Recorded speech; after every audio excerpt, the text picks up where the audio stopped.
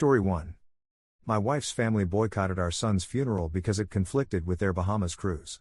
When I called her mother in tears, she said, "We already paid the deposit, surely you understand priorities." Months later, they showed up unannounced with college brochures for their daughter, expecting me to pay her full tuition as promised before our son's death. My wife whispered, "Please be the bigger person. Family is all we have left." So I wrote them a check they'd remember forever. I wrote them a check for exactly 1 penny. Not $1. Not 100. 1 cent. Drawn on our joint account in the most elegant penmanship I could manage, signed with a flourish that took me 3 attempts to perfect. The memo line read, "For your priorities." But I'm getting ahead of myself. Let me back up to the phone call that started this whole mess. 3 months after we buried our son Marcus, I was still jumping every time the phone rang. The grief counselor said that was normal, hypervigilance, she called it. Your brain thinks everything's a threat when you've already lost the most important thing in your life. So when my mother-in-law's number flashed on my screen that Tuesday morning, my hands were already shaking before I answered. "David? It's Patricia." Like I wouldn't recognize that clipped, judgmental tone anywhere. "I know this is awkward timing, but we need to discuss Melissa's college situation." Melissa. My wife Sarah's younger sister, the golden child who could do no wrong. 22 years old and still living at home, still having mommy and daddy pay for everything while she found herself through 3 different major changes. "What about it?" I asked, though I already knew where this was headed. Before Marcus got sick, before the cancer turned our lives into a revolving door of hospitals and false hope, I'd promised to help with Melissa's final 2 years at state. Back when I thought we'd have decades to recover financially. Back when I thought my son would live to see graduation. Well, we've been looking at some excellent programs. Private schools, really top-tier institutions. Patricia's voice had that fake bright quality she used when she was about to ask for something expensive. Stanford has this wonderful communications program, and there's also Northwestern. I sat down hard in Marcus's desk chair. 3 months, and I still couldn't bring myself to pack up his room. His textbooks were still stacked exactly where he'd left them, that last night before the fever spiked and everything went to crap. "Patricia," I said slowly, "those schools cost $60,000 a year. Each. I know it's a big commitment, but you did promise. And Melissa's been counting on this, David. It wouldn't be fair to punish her just because." She paused, searching for the right words. "Just because of what happened." What happened? Like Marcus dying was some minor inconvenience instead of the complete destruction of everything Sarah and I had planned for our future. "The public school was the agreement," I said. "In-state tuition at state. That's what we discussed. But surely you can see that Melissa deserves better than that. She's always been the academic one in the family." My grip tightened on the phone. The academic one. Marcus had been on the dean's list every semester until the treatments made it impossible to concentrate. He'd been planning to double major in engineering and physics. Had been. "I need to think about it," I managed. "Well, don't think too long. The deposit deadlines are coming up, and we really can't afford to lose her spot over a technicality." A technicality? That's what our son's death was to them. A technicality that was inconveniently interfering with their financial plans. After I hung up, I just sat there in Marcus's room, staring at the acceptance letter from MIT that was still pinned to his bulletin board. Full scholarship. He'd been so proud when it arrived, kept showing it to everyone who'd listen. "Look, Dad, they want me. They actually want me." The cancer took him 2 months later. I found Sarah in the kitchen, mechanically folding the same dish towel over and over. She'd been doing things like that since the funeral, starting tasks and then getting lost halfway through, like her brain couldn't quite remember how to function anymore. "Your mother called," I said. Sarah's hand stilled. "About Melissa?" "About Stanford and Northwestern, apparently. She wants me to write a check for $250,000. "It's not that much," Sarah said quietly. "It's only 4 years. Only 4 years. Only $250,000. Only our entire emergency fund, our vacation savings, the money we'd been setting aside for Marcus's wedding someday. Sarah, we can't afford private school tuition right now. The medical bills alone." "I know." Her voice was barely a whisper. "But she's the only family I have left." That hit me like a physical blow. I was standing right there, grieving the same loss she was, and somehow I didn't count as family anymore. Somehow I was just the guy who was supposed to write checks and be understanding about everyone else's needs. "What about what we need?" I asked. "What about taking time to figure out our own lives before we commit to something this big?" Sarah finally looked at me, And her eyes were so hollow I barely recognized her. David, please. Please be the bigger person here. Family is all we have left. There it was again. That phrase that had become her answer to everything since the funeral. Be the bigger person. Don't make waves. Keep the peace, even when the peace was killing us both. I didn't say yes that day. Or the next. But Patricia kept calling, and Melissa started sending texts about housing deposits and meal plans, and Sarah kept looking at me with those empty eyes that made me feel like I was failing her all over again. The breaking point came 2 weeks later. I was going through Marcus's things, finally working up the courage to pack some clothes for donation, when I found his journal. I almost didn't read it. Grief makes you paranoid about privacy, about honoring the dead. But something made me flip it open to a random page. Dad's been working double shifts to help pay for Aunt Melissa's school. He'd written 3 months before he died. Mom doesn't know I heard them talking, but I can tell he's stressed about money. I wish I could help more. Maybe I should get a job instead of focusing on getting into MIT. But Dad keeps saying education is the most important thing, that he wants me to have every opportunity he didn't have. I had to put the journal down. Had to walk away and come back twice before I could keep reading. I know Dad would never say this, but I think he resents having to pay for someone else's kid when he's already working so hard for me. Aunt Melissa doesn't even seem to appreciate it. She just expects it, like it's owed to her. Sometimes I wonder what would happen if something happened to me. Would they still expect Dad to pay? Would anyone even remember that he had his own son to worry about? My son had been worried about me. While he was dying, while he was fighting for his life, he'd been concerned about my stress levels and our family finances. Meanwhile, his aunt had been updating her Instagram with pictures of expensive dinners and weekend trips, never once offering to help with his medical expenses or even sending a get well card. That's when I made the decision about the check. But first, I had to sit through the most surreal family dinner of my life. Patricia and her husband Robert showed up unannounced on a Sunday evening, arms full of college brochures and a bottle of wine they'd probably received as a gift and were regifting to us. Melissa was with them, bouncing with excitement about her new life adventure and chattering about dorm decorations like we were all supposed to share her enthusiasm. We brought the enrollment paperwork, Patricia announced, spreading glossy folders across our dining room table like she was dealing cards. The deadlines are so tight, but I knew you'd want to get this handled quickly. Sarah had cooked Marcus's favorite meal, pot roast with those little potatoes he loved, and I watched Patricia cut into it while explaining why Stanford was really the better choice despite the higher cost. It's an investment in her future, Robert added, nodding sagely. You can't put a price on quality education. You can't put a price on quality education. This from a man who'd never paid for a single one of Marcus's tutoring sessions, never contributed to his college fund, never even offered to help with gas money for all those trips to the oncology unit. The networking opportunities alone are worth the extra expense, Melissa chimed in. My friend's cousin went there and she landed an internship at Google her sophomore year. I took a bite of pot roast and tried to think of Marcus sitting in this same chair, making jokes about Patricia's latest diet fad while sneaking extra potatoes onto his plate. He'd been such a good kid. Never asked for anything he didn't need, always grateful for what we could give him. Even when he was sick, even when the treatments made him too weak to walk, he'd thank the nurses and apologize for being trouble. David? Patricia's voice cut through my memories. We really do need an answer tonight. The wire transfer has to go through tomorrow to meet the deposit deadline. Wire transfer. Like we were buying a house instead of funding someone else's dream. I've already written the check, I said. The relief on Sarah's face was immediate and heartbreaking. She reached over and squeezed my hand, the first real affection she'd shown me in months. I knew you'd do the right thing, Patricia said, practically glowing with satisfaction. Melissa, aren't you going to thank your brother-in-law? Melissa looked up from her phone long enough to flash me a distracted smile. Thanks, David. This is going to be so amazing. I can't wait to post my acceptance letter. Post her acceptance letter. While Marcus's MIT letter was still gathering dust on his bulletin board, never to be claimed. I excused myself to get the check from my office, where I'd spent the better part of the afternoon crafting it with the precision of a legal document. Every detail was intentional, from the ornate cursive writing to the exact date, 3 months and 2 days after Marcus's funeral. When I returned to the dining room, they were already planning Melissa's send-off party. Here you go, I said, placing the folded check in Patricia's outstretched hand. For Melissa's education. She unfolded it without looking, already launching into a speech about how proud they were of me for stepping up in such a difficult time. It wasn't until she glanced down to check the amount that her words died mid-sentence. David.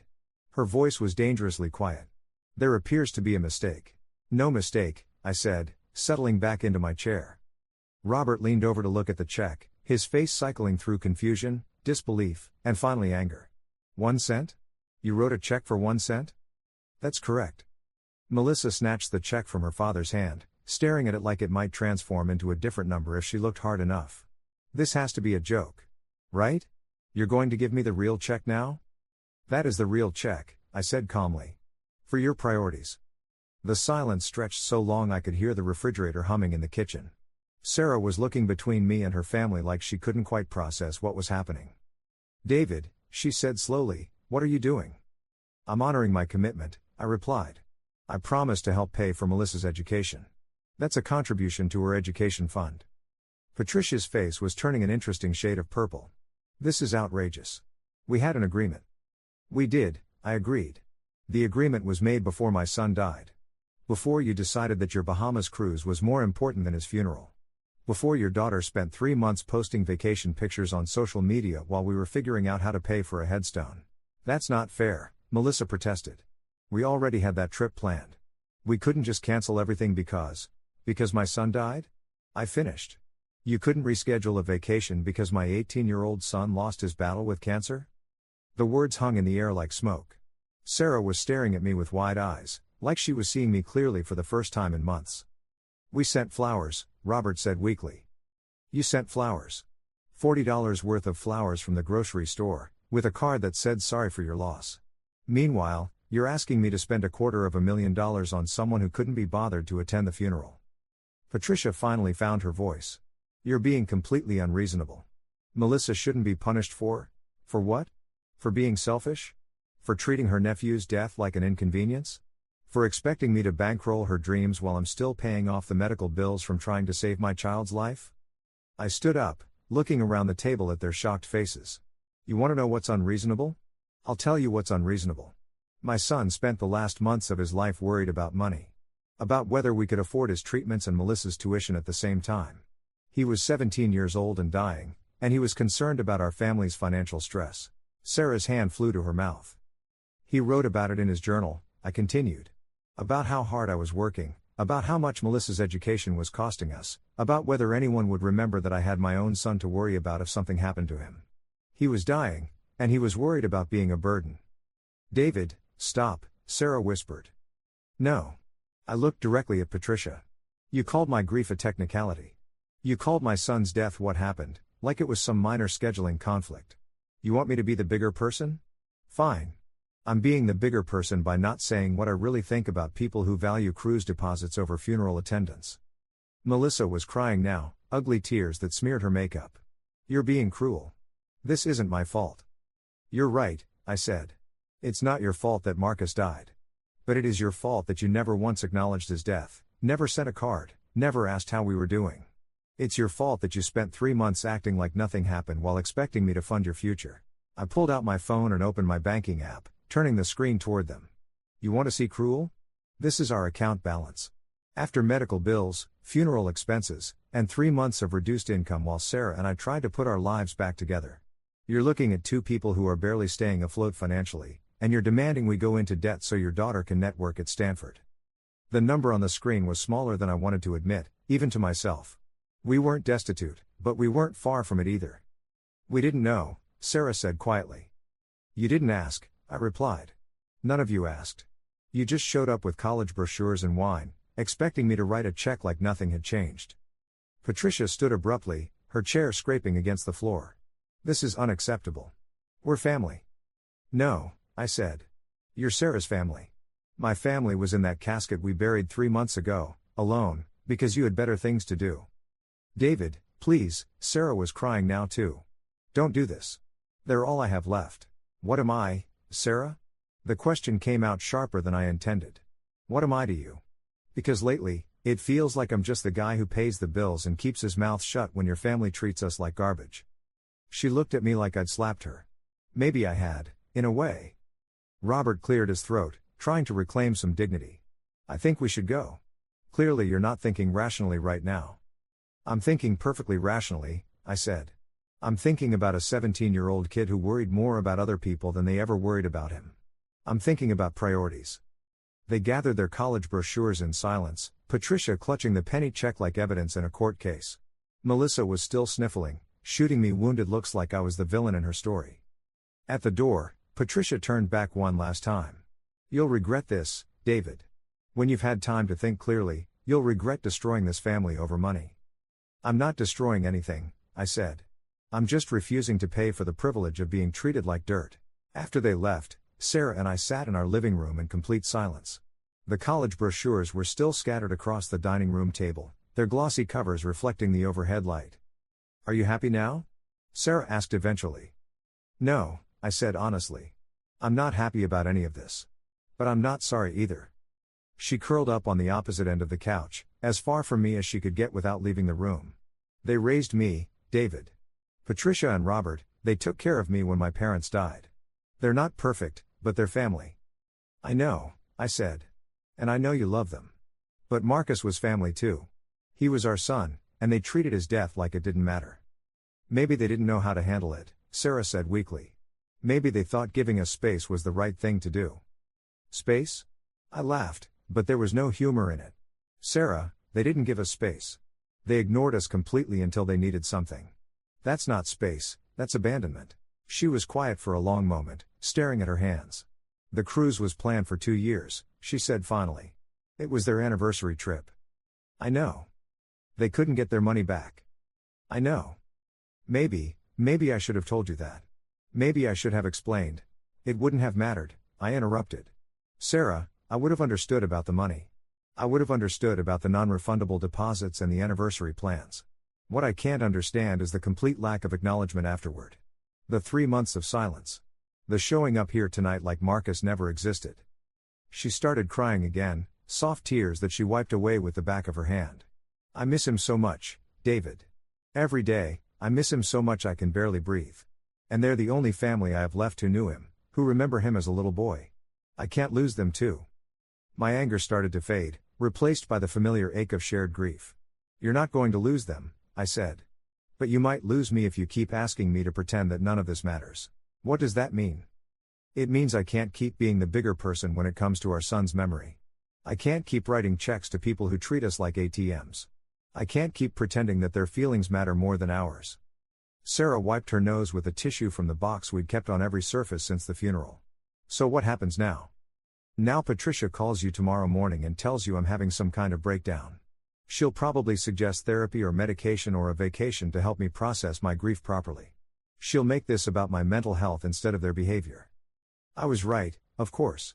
The call came at 8:30 the next morning. I was in Marcus's room, finally packing his clothes for donation, when I heard Sarah's voice from the kitchen getting higher and more defensive. "He's not having a breakdown, Mom. He's angry. No, I don't think he needs professional help. That's not what this is about." By the time she found me 20 minutes later, she looked exhausted. "Let me guess," I said, folding one of Marcus's old debate team t-shirts. "I'm having a mental health crisis and need intervention." Sarah sat on Marcus's bed, her fingers tracing the pattern on his comforter. "She thinks you're having some kind of delayed grief reaction. That you're lashing out because you can't process what happened normally." "And what do you think?" She was quiet for so long I thought she might not answer. Then she picked up one of Marcus's books, a physics textbook he'd been reading for fun, and held it against her chest. "I think you're right," she said quietly. "About all of it. About the funeral, about the phone calls, about tonight. I think you're right and I've been too scared to admit it." I stopped folding clothes and looked at her. "Scared of what?" "Scared of being alone. Scared of losing the only people left who remember Marcus as a baby, who knew him before he got sick. Scared that if I stand up to them, I'll have nobody left except you and me and all this grief." "Sarah," I said, sitting down next to her, "you and me and all this grief, that's not nothing. That's everything. That's what's left of our family, and it's worth protecting." She leaned against my shoulder for the first time in months. "I should have stood up for you last night. For him. I should have said something about the funeral. You were trying to keep the peace. I get it." "No, you don't get it." She sat up and looked at me directly. "I wasn't trying to keep the peace. I was being a coward. I was so afraid of confrontation that I let them treat us like we didn't matter. I let them treat Marcus's memory like it didn't matter." We sat in our dead son's room, holding each other and crying for the first time since the funeral. Not the careful, quiet tears we'd been shedding separately for months, but but the ugly, angry, heartbroken sobs that had been building up since the day we lost him. When we finally stopped crying, Sarah asked, "What do we do now?" "Now we figure out how to live with this," I said. "We figure out how to honor Marcus's memory without funding people who couldn't be bothered to honor his life." "What about Melissa's school?" I thought about that for a moment. What about it? She's 22 years old with 2 living parents. If Stanford is really where she belongs, she'll find a way to make it work. Loans, scholarships, part-time jobs, that's how most people pay for college. Patricia will never forgive us. Patricia will get over it when she needs something else from us, I said. And if she doesn't, maybe that tells us everything we need to know about what we meant to her in the first place. The aftermath was about what I expected. Patricia called twice more that week, alternating between guilt trips and threats. Robert sent a formal email about contractual obligations and verbal agreements, like he was planning to sue us over a college tuition promise. Melissa tried a different approach, sending Sarah tearful text messages about her ruined future and how she'd always looked up to us. When that didn't work, she switched to anger, calling me selfish and heartless for taking out my grief on an innocent person. But the most telling response came from Sarah's cousin Julie, who called to scold us about family loyalty and keeping commitments. "Patricia told me what you did," she said. "How could you humiliate them like that? They're grieving too, you know. Marcus was their grandson." "Marcus was their nephew," I corrected. "And if they were grieving, they had a funny way of showing it. They couldn't make the funeral, David. Things happen. That doesn't mean they didn't care."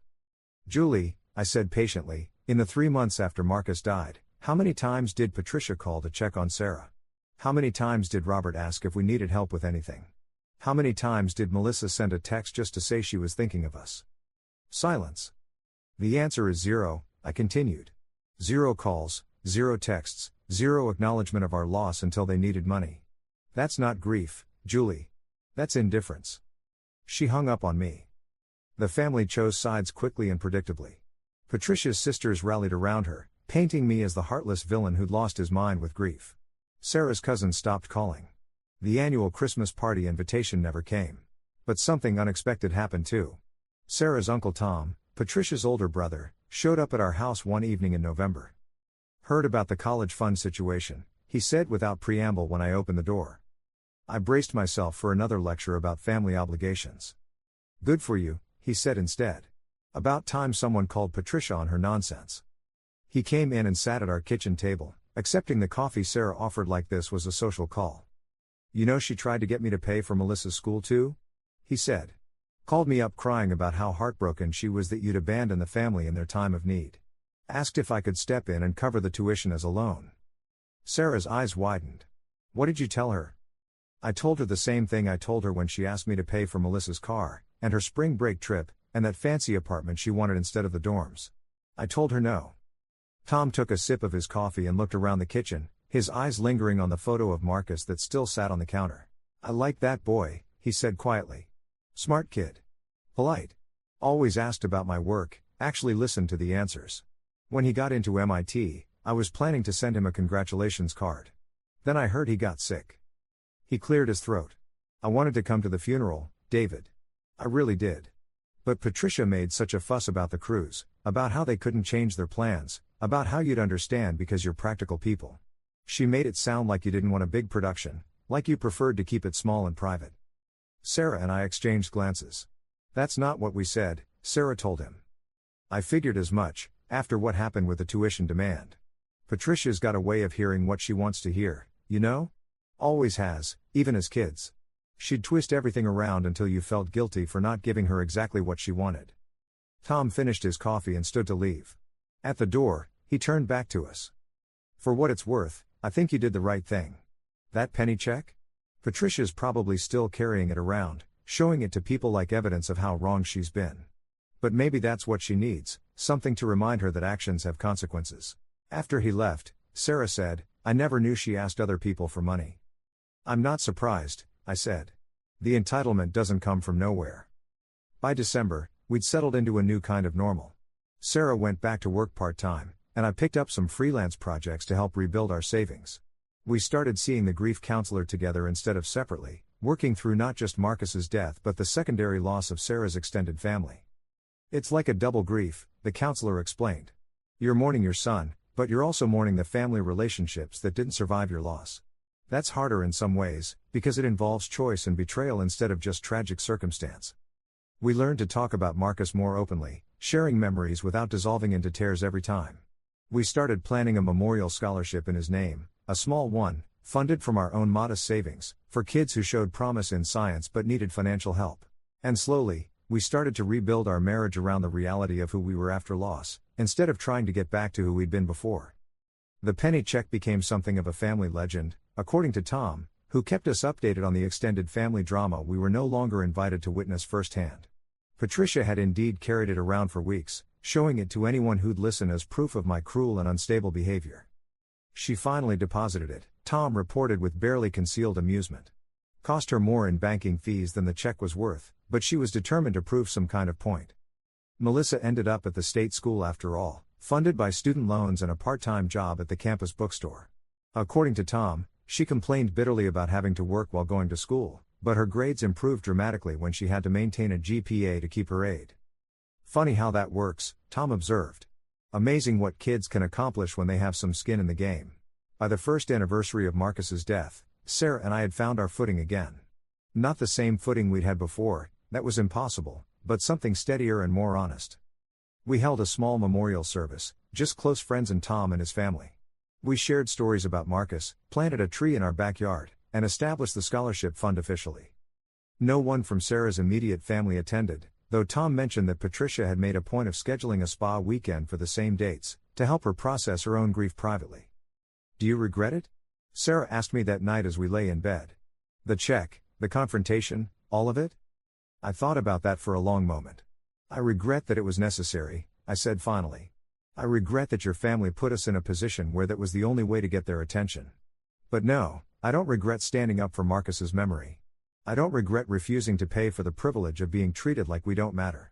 Even if it cost me my relationship with them." "Sarah, what relationship? When did they ever call just to check on you? When did they ever offer support without expecting something in return? When did they ever treat you like family instead of like a resource to be managed?" She was quiet for a while. Then she said, "Never. They never did any of those things. I just kept hoping they would, someday, if I was patient enough and gave them enough chances." "You gave them 18 years of chances," I said. 18 years of supporting Melissa, of writing checks and keeping quiet and being understanding. If they were going to change, they would have changed after we lost our son. That was their moment to show up, and they chose not to. A year and a half later, we got an unexpected call from Melissa herself. She was graduating, from state, with honors, and wanted to invite us to the ceremony. "I know things got weird with the tuition stuff," she said awkwardly. "But you're still my sister's husband, and Marcus was my nephew. I'd like you to be there." Sarah looked at me questioningly, and I nodded. We went. Melissa looked different, older, more serious, less entitled. She'd cut her hair short and was wearing clothes that looked practical instead of trendy. When she walked across the stage to receive her diploma, she spotted us in the crowd and waved. Afterward, at the family reception, she pulled us aside. "I wanted to apologize," she said, "for how I acted after Marcus died. I was so focused on my own plans that I didn't really think about what you were going through. That was wrong." Sarah started to say something diplomatic, but Melissa held up a hand. "Let me finish. I also wanted to thank you for the penny check." That caught us both off guard. "Thank you for it?"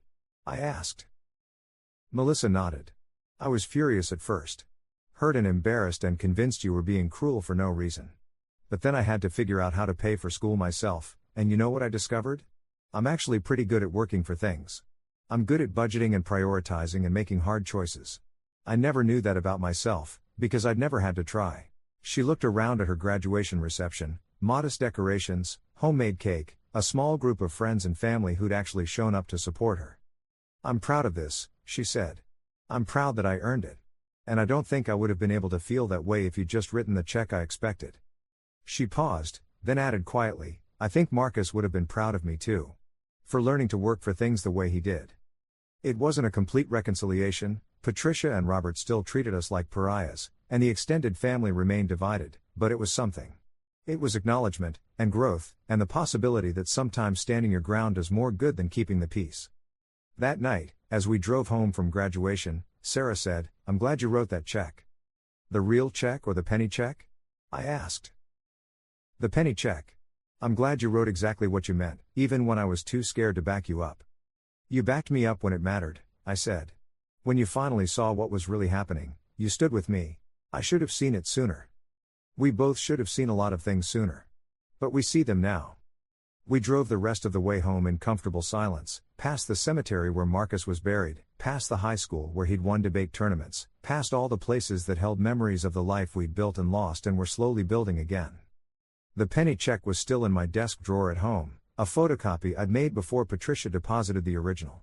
Sometimes I looked at it and remembered that day, the satisfaction of writing exactly what I meant for once instead of what was expected of me. But mostly I just remembered my son, and the lesson he'd taught me without meaning to, that some things are worth more than money, and some principles are worth more than peace. The people who matter will show up when it counts. The people who don't show up when it counts don't matter as much as you thought they did. And sometimes, the most generous thing you can do is refuse to enable someone else's selfishness, even when they call it cruelty, even when they call it a breakdown, even when they make you choose between your principles and their approval. I chose my principles. I chose my son's memory. I chose to value the people who valued us. Best penny I ever spent. The real test came 3 years later, when Patricia was diagnosed with breast cancer. Sarah got the call on a Tuesday morning while I was getting ready for work. I could hear her voice through the bathroom door, getting higher and more strained as the conversation went on. How long have you known? Why didn't you call sooner? Of course we want to help. When I came out, she was sitting on the edge of our bed with her phone in her lap, staring at nothing. Mom has cancer, she said simply. Stage 2 breast cancer. She's having surgery next week. My first instinct was petty satisfaction, justice finally catching up with Patricia's selfishness. But looking at Sarah's face, pale and shocked and already grieving another potential loss, I felt ashamed of that reaction. What kind of help does she need? I asked. Sarah looked up at me with surprise. You want to help? She's your mother, Sarah. Of course I want to help. But after everything that happened. After everything that happened, she's still your mother and you still love her. That matters to me because you matter to me. The difference between my reaction and Patricia's reaction to our crisis was stark. Where she had chosen convenience over compassion, I was choosing to show up despite our history. Not because Patricia deserved it, but because Sarah did. We drove to the hospital the day of Patricia's surgery, arriving to find Robert pacing in the waiting room and Melissa crying into a cup of terrible vending machine coffee. Tom was there too, looking older and more tired than I remembered. Sarah, Robert stood up when he saw us, his relief visible. Then his eyes landed on me and his expression cooled considerably. David. Robert. It was awkward, but not hostile. 3 years had taken some of the edge off the anger, and facing cancer has a way of putting family feuds into perspective. We sat in uncomfortable silence for most of the 4-hour surgery. Melissa tried to make small talk with Sarah, carefully avoiding any mention of her job at a nonprofit that helped first-generation college students, a career choice that I suspected had been influenced by her own experience working her way through school. When the surgeon finally came out, the news was good. They'd gotten clear margins, the lymph nodes were clean, and Patricia's prognosis was excellent with standard treatment. She's asking for Sarah, the surgeon told us. Sarah looked at me uncertainly. Do you want to come with me? I thought about that for a moment. Patricia was groggy from anesthesia and probably not in the mood for a confrontation, but I also didn't want to create drama in a recovery room. You go first, I said. I'll be here when you're ready. Sarah was gone for 20 minutes. When she came back, her eyes were red from crying. She wants to see you, she said quietly. That surprised me. Are you sure? She asked specifically. Said she had something to tell you. Patricia looked smaller in the hospital bed, diminished by the medical equipment and the reality of her mortality. Her hair was covered by a surgical cap, and she looked older than her 63 years. David, she said when I approached the bed. Her voice was hoarse from the breathing tube. How are you feeling? Like I got hit by a truck. She tried to smile, but it came out more like a grimace. Listen, I need to say something while I'm still brave enough from the drugs. I pulled up a chair and waited. I was wrong, she said. About the funeral, about the money, about all of it. I was wrong and I knew I was wrong even when I was doing it. This wasn't what I'd expected. Patricia. No, let me finish. Please. She closed her eyes for a moment, gathering strength. When Marcus got sick, I didn't know what to do. I didn't know how to help, didn't know what to say. Robert and we'd never dealt with anything like that. Our kids were healthy, our parents died old and quick. We didn't have any experience with watching a child suffer. She opened her eyes and looked directly at me. So we did what we always do when things get uncomfortable. We avoided it. We told ourselves we were giving you space, that we didn't want to intrude on your grief. But really, we were just scared and selfish. The cruise. I started. The cruise was an excuse, she said firmly. We could have cancelled it. We should have cancelled it. We didn't want to sit in a church and watch you bury your son because it was too real, too frightening. It made us think about losing our own kids, and we couldn't handle that. She reached for the water cup on her bedside table with shaking hands. I helped her take a sip. Then we made it worse, she continued. Instead of admitting we'd been cowards, we doubled down. We convinced ourselves that you were fine, that you didn't need us, that life should just go back to normal. And when we needed something from you, we acted like nothing had changed because acknowledging what had changed meant acknowledging how badly we'd failed you. The beeping of her heart monitor was the only sound in the room for a long moment. I've carried around that penny check for 3 years, she said finally. Not the real one, I did deposit that, but a photo of it on my phone. Every time I wanted to complain about how cruel you were, I'd look at it and remember that you wrote it 3 months after we skipped your son's funeral to go on vacation. I felt my throat tighten. Patricia, I don't expect forgiveness, she said quickly. I don't deserve it. But I needed you to know that I understand why you did what you did. I needed you to know that you were right. She closed her eyes again, looking exhausted. Melissa turned out better because of it, you know. Having to work for things, having to prove herself. She's stronger now than she ever was when we were handing her everything. She seems happy, I said. She is. And she's proud of what she's accomplished, proud in a way she never was before. You gave her that. Patricia looked at me again. I should thank you instead of resenting you. When I left her room, I found Sarah in the hallway crying again. What did she say? Sarah asked. I told her, watching her face cycle through surprise, relief, and a complicated kind of grief. I don't know how to feel about this, Sarah admitted. You don't have to know right now, I said. You don't have to forgive everything just because she apologized. You can take your time figuring out what this means. But the apology did change things, gradually and imperfectly. Not everything. 3 years of hurt don't disappear with one conversation, but enough to matter. We helped with Patricia's treatment in small ways. I drove her to a few chemotherapy appointments when Robert had to work. Sarah stayed with her during the worst days, when the nausea was bad and she didn't want to be alone. It wasn't the warm, close relationship that Sarah had always wanted with her mother, but it was honest in a way their relationship had never been before. Patricia stopped expecting us to pretend that the past hadn't happened, and we stopped expecting her to be someone she wasn't.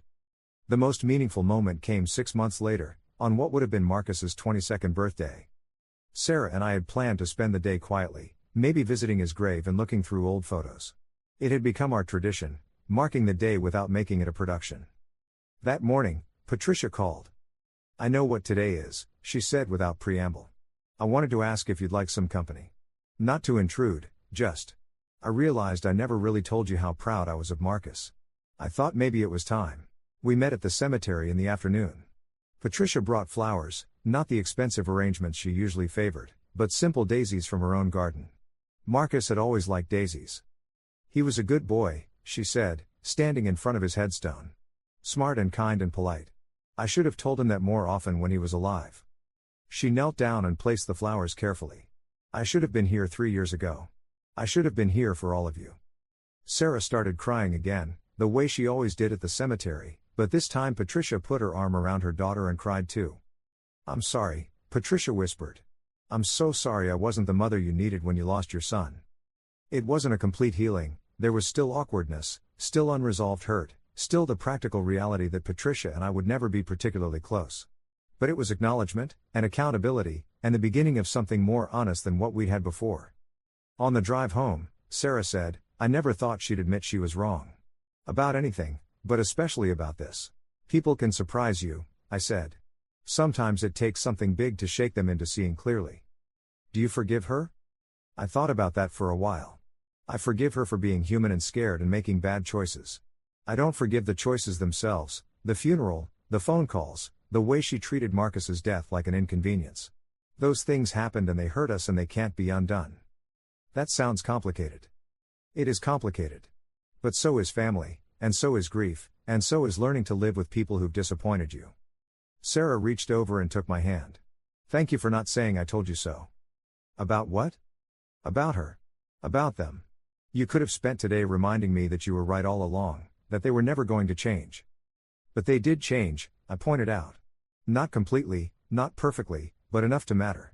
Besides, being right isn't nearly as satisfying as I thought it would be. That evening, we got a text from Melissa with a photo of her and her boyfriend at a restaurant. The caption read, "Celebrating my promotion to program director." Turns out all that character building from working through college actually built some character. Thanks for believing I could do it myself. Sarah showed me the text, smiling through fresh tears. She's thanking us for making her work for it. She's thanking us for believing in her enough to let her struggle, I corrected. There's a difference. As we got ready for bed that night, Sarah said, "I keep thinking about that penny check. About how angry I was when you wrote it.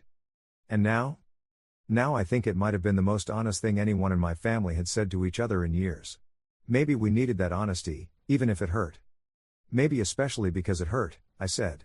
Sometimes the truth is supposed to hurt. Sometimes hurt is what gets people's attention when nothing else will. The penny check had been about more than money, more than college tuition, more than family dynamics. It had been about drawing a line between acceptable and unacceptable, between what we would tolerate and what we wouldn't. It had been about insisting that some things, like a child's death, like parents' grief, like basic human decency, couldn't be ignored or minimized or pushed aside for convenience. 3 years later, with Patricia's apology still fresh in my memory and Marcus's birthday marked with flowers from his grandmother's garden, I understood that the check had done exactly what I'd intended. It had forced a reckoning. It had demanded acknowledgement. It had refused to let them pretend that nothing had changed when everything had changed. Not everyone had risen to meet that demand. Robert still struggled with admitting fault, and several extended family members had chosen sides and stuck with them. But enough people had responded with growth and honesty to make the confrontation worthwhile. The penny check had cost Patricia her dignity temporarily, but it had given her the opportunity to earn back something more valuable, genuine relationship based on truth instead of convenience. It had cost Melissa her easy ride through college, but it had given her the confidence that comes from earning what you have. It had cost me Sarah's family's approval, but it had given me back my self-respect and my marriage.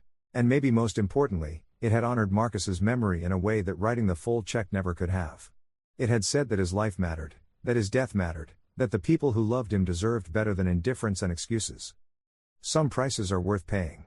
Some fights are worth having. Some truths are worth telling, even when, especially when, they're inconvenient for everyone involved. The penny check had been all of those things. And 3 years later, looking back at the long, messy journey towards something resembling forgiveness and understanding, I still believed it was the right choice. The best investments aren't always the ones that pay immediate dividends. Sometimes they're the ones that force everyone involved to become better versions of themselves, even when the process is painful. Best penny I ever spent. Story 2. On my birthday, my fiancée laughed and said, "I don't do birthdays, it's childish." Then I found she was celebrating with her ex. I just said, "Fair enough." That evening, I threw a surprise party, for her cousin who shared the same birthday, and invited everyone but her. When my brother posted videos of the celebration, they went viral overnight. My fiancée called sobbing. The words hit me like ice water at 7 in the morning. "Birthdays are childish, Marcus. I thought you'd grown out of that by now." Sarah didn't even look up from her phone as she said it, just kept scrolling through whatever was more important than the man she'd agreed to marry.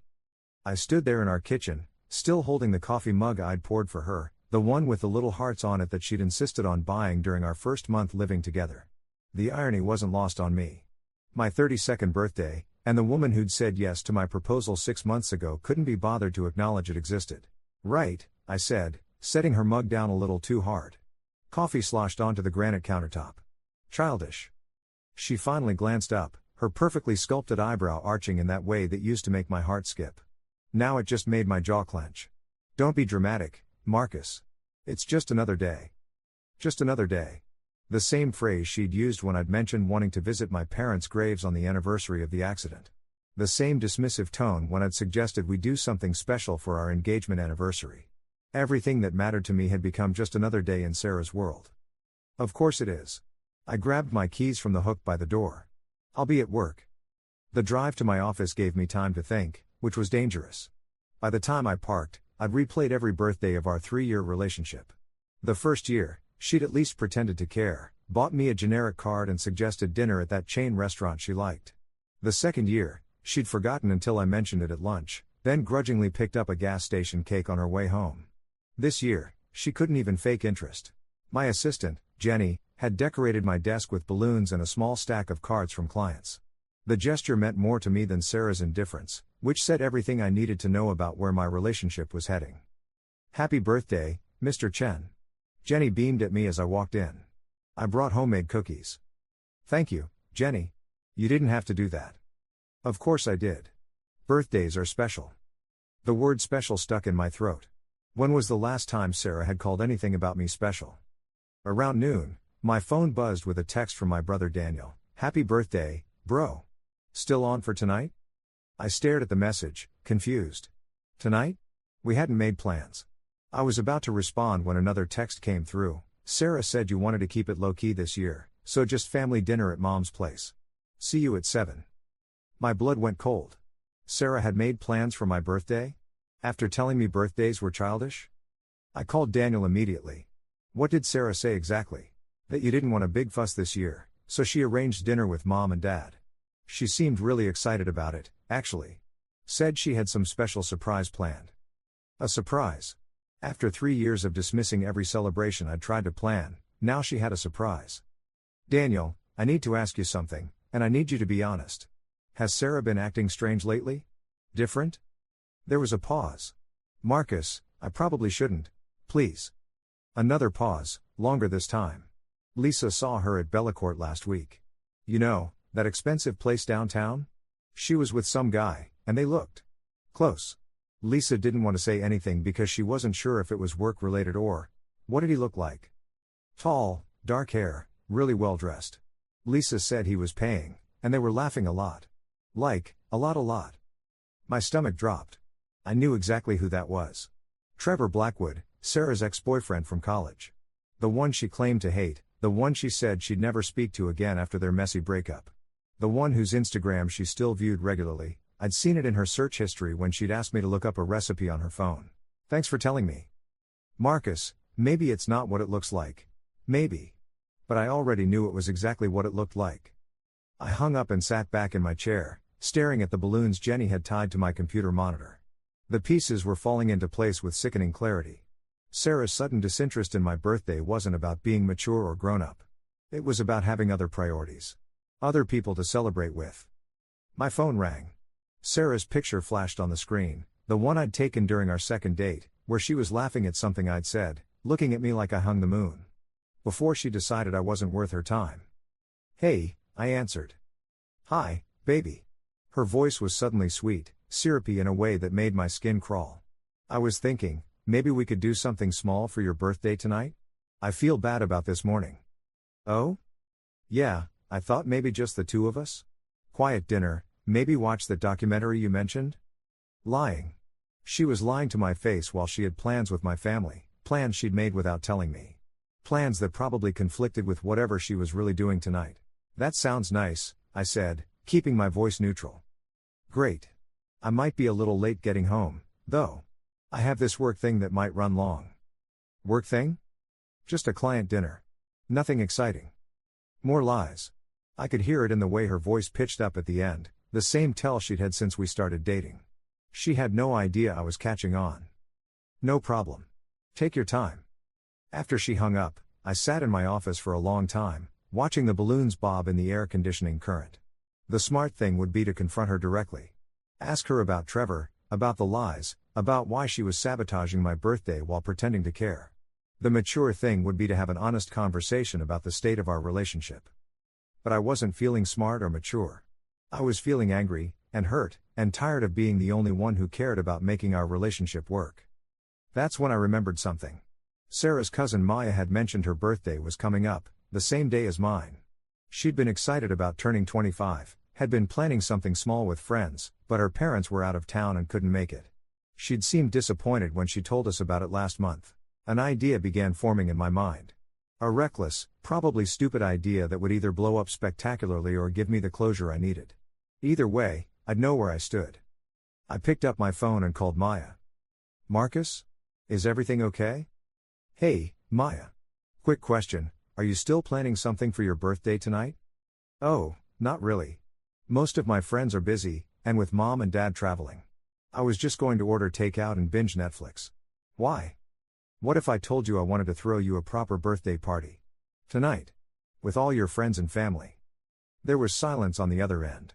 Marcus, that's incredibly sweet, but you don't have to. I want to.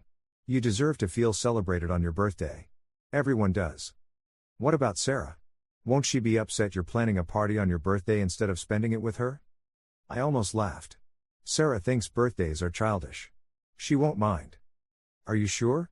Because that sounds like something that could cause problems. Maya, trust me. Sarah has made her feelings about birthdays very clear. This would make me happy. Let me do this for you. Another pause. Okay, but only if you're absolutely sure. I'm sure. Give me your friends' numbers. I'll take care of everything. The next few hours were a blur of phone calls and arrangements.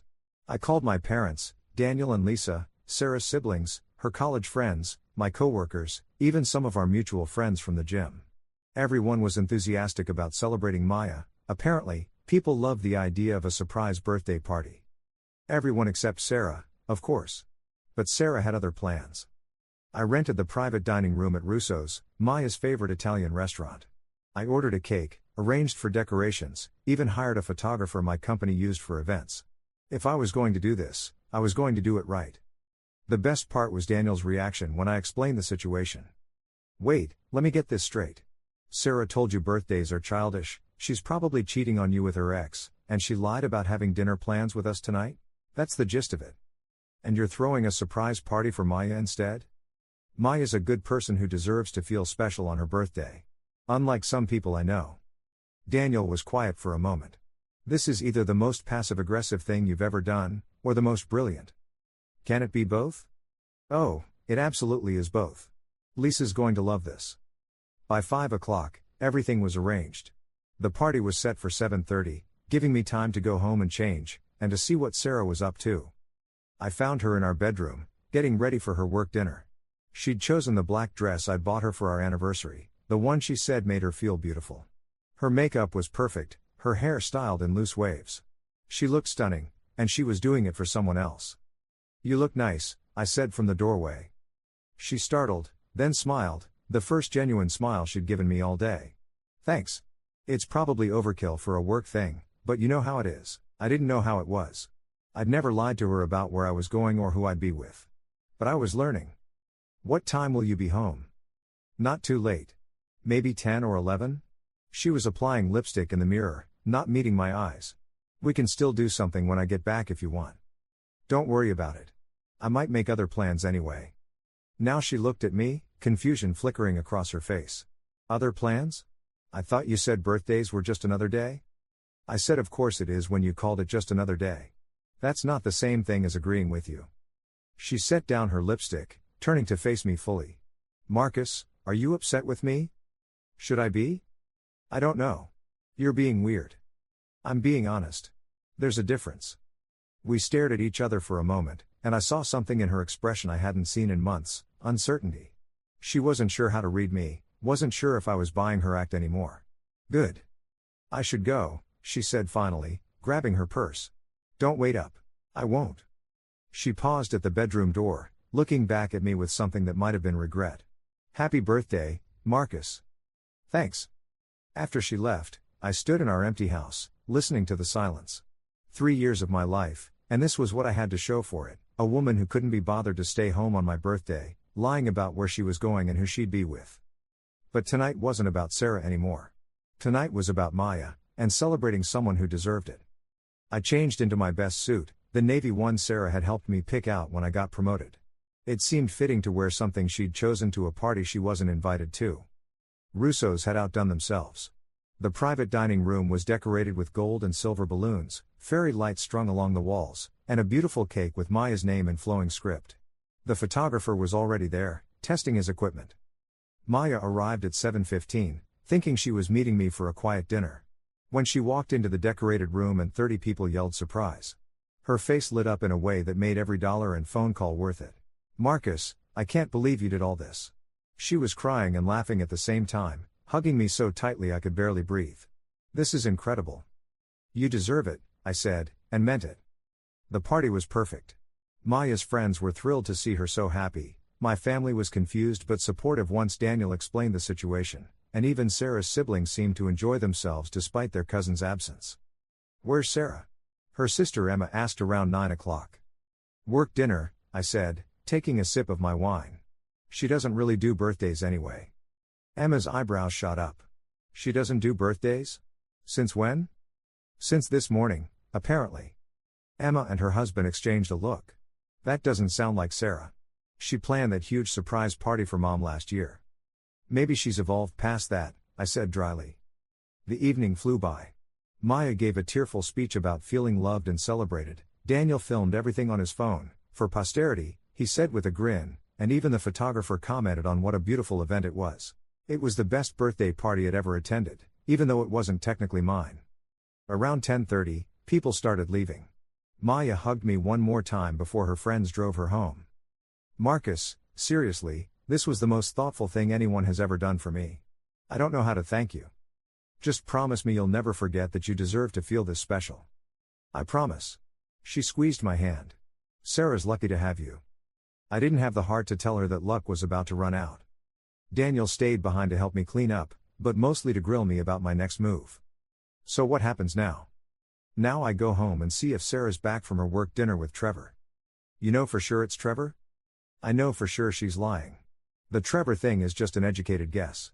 I picked up a balloon that had fallen to the floor. "Either way, she's made her choice. You could still be wrong about this. Maybe she really is at a work dinner. Maybe. But she still told me birthdays were childish and then lied about making plans with you." "That's enough." Daniel nodded slowly. "Yeah, it is." By the time I got home, it was almost midnight. Sarah's car was in the driveway, and the lights were on in the living room. I found her sitting on the couch in her pajamas, her phone in her lap. She'd been crying. "How was your work dinner?" I asked, loosening my tie. "It was fine." Her voice was hoarse. "How was your quiet evening at home?" "Eventful." She looked up at me then, really looked at me, and her face went pale. "You're dressed up." "I am." "Where were you?" "Russo's. Celebrating a birthday." Her phone buzzed in her lap, and I saw her glance down at it nervously. "Whose birthday?" "Maya's." The color drained completely from her face. "Maya's birthday party?" "Maya's surprise birthday party. With 30 of her closest friends and family members." I sat down in the chair across from her, making sure she could see my face clearly. It was beautiful. She cried happy tears when everyone yelled surprise. Really beautiful to watch someone feel so loved and appreciated on their special day. Sarah's hands were shaking. "Marcus, I can explain." "Explain what?" "Why I wasn't there. Why I didn't know about it." "You didn't know about it because I didn't invite you." I leaned back in my chair, keeping my voice calm and level. "You said birthdays were childish, remember? I didn't want to subject you to something so immature." Her phone buzzed again. This time I could see the screen, a text from Trevor. She quickly flipped it face down, but it was too late. "Who's texting you at midnight?" "No one." "Work stuff." "Work stuff from Trevor Blackwood?" The last of the color left her face. She opened her mouth, then closed it, then opened it again like a fish gasping for air. How did I know you've been lying to me? About tonight, about your feelings on birthdays, about a lot of things, apparently?" I stood up, suddenly too restless to sit still. "Maybe because after 3 years, I know when you're lying to me." "Marcus, please, let me explain." "Explain what, Sarah? That you told me birthdays were childish while you were planning to celebrate yours with your ex-boyfriend? That you made dinner plans with my family behind my back and then canceled on them to sneak around with Trevor? That you've been treating me like I don't matter while you rekindle whatever you had with him?" She was crying now, but I felt nothing. No sympathy, no urge to comfort her, no desire to fix whatever was broken between us. The numbness was almost a relief. "It's not what you think. Then tell me what it is." She was quiet for a long moment, wiping her eyes with the back of her hand. When she finally spoke, her voice was barely a whisper. "He contacted me about a month ago. Said he missed talking to me, missed our connection. At first, I told him I was engaged, that we couldn't be friends. But he kept texting, kept calling, and eventually you started responding. I was just being polite. Polite enough to meet him for dinner at Bellacourt?" Her shoulders sagged in defeat. "You know about that too." "I know about a lot of things, Sarah. What I don't know is why. Because he makes me feel important. The words exploded out of her like she'd been holding them in for weeks. He listens when I talk, he remembers things I tell him, he acts like I'm the most interesting person in the world. And I don't? Not anymore. She was crying harder now, mascara streaking down her cheeks. When we first started dating, you used to hang on every word I said. You'd plan these elaborate surprises, bring me flowers for no reason, tell me I was beautiful every day. But lately, it feels like we're just roommates. Like you're going through the motions. I stared at her, feeling like I'd been slapped. Going through the motions? Sarah, I proposed to you 6 months ago. I've been trying to plan our wedding, our future, our life together. How is that going through the motions? The proposal was lovely, but then what? You bought a ring, you got down on one knee, and then you just stopped. Like checking it off a list. Proposed to girlfriend, check. Now what's next? What was I supposed to do? Propose every day? No, but you could have acted like you were excited about marrying me. You could have talked about the wedding, about our honeymoon, about our future kids. Instead, you just went back to work and gym and your same routine like nothing had changed. I felt the ground shifting under my feet. Was she right? Had I been coasting? So you decided to find that excitement with Trevor instead? I didn't plan it. It just happened. Things don't just happen, Sarah. You make choices. You chose to respond to his texts. You chose to meet him for dinner. You chose to lie to me about tonight. Tonight wasn't supposed to be about Trevor. I really did want to do something special for your birthday. But then he said he had tickets to that concert we used to love, and it felt like a sign that you should abandon your fiancé on his birthday to go to a concert with your ex-boyfriend? She flinched like I'd hit her. When you put it like that, how else should I put it? Her phone buzzed again. This time she ignored it completely, but the damage was done. He was still texting her at midnight, still taking priority over the conversation we were having about our relationship. Answer it, I said. What? Answer your phone. I want to know what's so important that he can't wait until tomorrow to talk to you. Marcus, no, that's not. Answer the phone, Sarah, or I will. With shaking hands, she picked up her phone and looked at the screen. Her face went through about 6 different emotions in 3 seconds. What does it say? He's asking if I made it home okay. And if I'm still thinking about what he said tonight. What did he say tonight? She was quiet for so long I thought she wasn't going to answer. When she finally spoke, her voice was barely audible. He said he made a mistake letting me go. He said he's never stopped loving me, and that he thinks we should give it another try. The words hung in the air between us like smoke. I felt something inside me break, not my heart, exactly, but something deeper. My faith in her, maybe. My belief that we were building something together. And what did you tell him? I told him I needed to think about it. There it was. The truth, finally. She needed to think about whether she wanted to throw away 3 years with me for the possibility of rekindling something with her ex. She needed to think about whether I was worth fighting for. The worst part was, I wasn't even surprised. Well, I said, my voice sounding strange and distant to my own ears. I guess that answers a lot of questions. Marcus, please, it's not that simple. Actually, it is that simple. Either you want to be with me or you don't.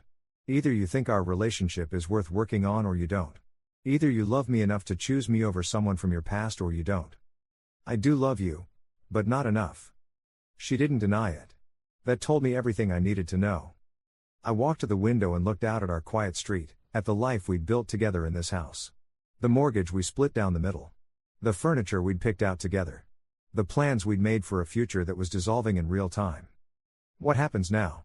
She asked. I turned back to face her. She looked smaller somehow, curled up on our couch in her pajamas, clutching her phone like a lifeline to someone who wasn't me. Now you decide what you want. But you don't get to keep me on the hook while you figure it out. What does that mean? It means I'm going to stay at Daniel's tonight. Tomorrow, you can decide if you want to work on us or if you want to explore things with Trevor. But you can't have both. That's not fair. What's not fair is celebrating your birthday with another man while telling me birthdays are childish. What's not fair is making me feel crazy for wanting to feel important to the person I'm supposed to marry. What's not fair is lying to my face while you figure out if someone else might be a better option. She was crying again, but I was all out of sympathy. I never meant for it to happen this way. I know you didn't. But it did happen this way, and now we both have to live with the consequences. I went upstairs and packed a bag, throwing in enough clothes for a few days. Sarah followed me, hovering in the doorway like she wanted to say something but couldn't find the words. Marcus, please don't leave like this. How should I leave? With a kiss and a promise to wait patiently while you decide if I'm worth your time? That's not what this is. Isn't it? She didn't have an answer for that. At the front door, I turned back one more time. She was standing in the hallway, arms wrapped around herself, looking lost and broken and beautiful. For a moment, I felt the familiar tug of wanting to fix things, to make her feel better, to put her needs ahead of my own hurt. Then I remembered how she'd looked getting ready for her date with Trevor. How she'd smiled when she lied to me. How easily she'd dismissed the thing that mattered to me while secretly planning to celebrate it with someone else. For what it's worth, I said, Maya had the most beautiful birthday party tonight. Everyone said so. Even the photographer commented on how special it was to see someone feel so loved and celebrated. Sarah's face crumpled. Marcus, 30 people showed up to make her feel important, Sarah. 30 people dropped everything to celebrate her. That's what birthdays are supposed to feel like.